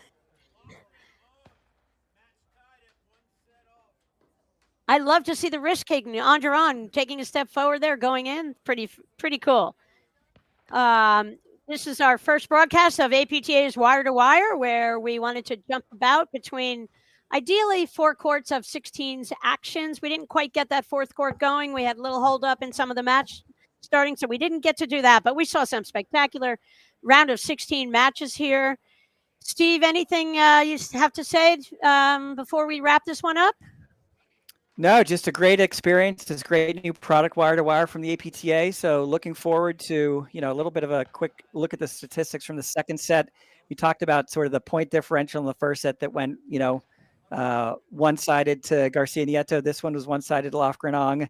And maybe the only stat that matters, Patty, sudden deuces one of one, set point, Lofgren. It was a really, nice finish to that second set. And, we mentioned before, this match will continue with the YouTube APTA's channels. So coverage to come. And we will call that a wrap, Patty. Steve, thanks so much. Thank you. Hi, I'm Diana Williams, and I'm an APTA umpire. I came to the Chicago Charities last year and watched all of the women's matches and saw that it was mostly men. In fact, all men doing the umpiring. So I thought, well, let me see what this is like and see if I can maybe make a go of it. It worked out great. The players were amazing, so supportive, and APTA has been amazing in helping me get prepared for this. I'm doing some practice matches, and it's really been an amazing experience. And I'll tell you, there is no better seat to watch a match than in that umpire